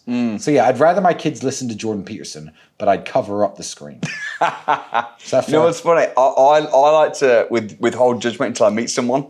And I love a lot of what Jordan Peterson says. Usually me too. Why am I roasting him on your podcast? Because he doesn't withhold judgment until he meets someone. Okay. He won't shut the fuck up about why me and Andrew, especially. To be fair, he doesn't mention me. I'm not going to. But you guys are one. Yeah, you're in business. If he knows Andrew, he knows who I am. But he will not shut up about Andrew, and he won't stop calling Andrew names, and he won't stop telling Andrew's insecure or toxic. I'm like, you don't know my brother. Right. Shut the fuck up about my brother. You've never met the guy. Yeah. You've never had a conversation with him. Shut up. I live with him. That's fair game. Yeah. It's fair game. So as far as I'm concerned, he can go fuck himself. Yeah. I don't care about Jordan Peterson. He preaches about how you need to raise your kids right. I mean, his daughter's now married to some new dude but has a kid with a previous guy. I'm like, just shut up, Jordan, because you don't practice what you preach. And if you're going to start saying my name, then I'm going to start saying your name. Yeah. Why don't you shut up about me and I shut up that's about fair. you? If someone comes for you, then that's fair. Shut up about my brother and I'll shut up about him. Yeah, that's totally fair. But my points on him are valid. Yeah. Don't tell me they're not. Do not tell me they're not. They're valid. Thank Tristan, you. It's been a real pleasure. I appreciate you coming down to the podcast. Yeah. We'll have to do a part 2 sometime. Maybe Sure. in some country. One of Maybe these days. we'll see what After happens. I get out of the next jail. Yeah, after you get out of the next jail. exactly. Hopefully with Keir Starmer. Yeah, oh no, I'd love it. We'll see. My brother, thank you so much. pleasure. Appreciate it. Thank you.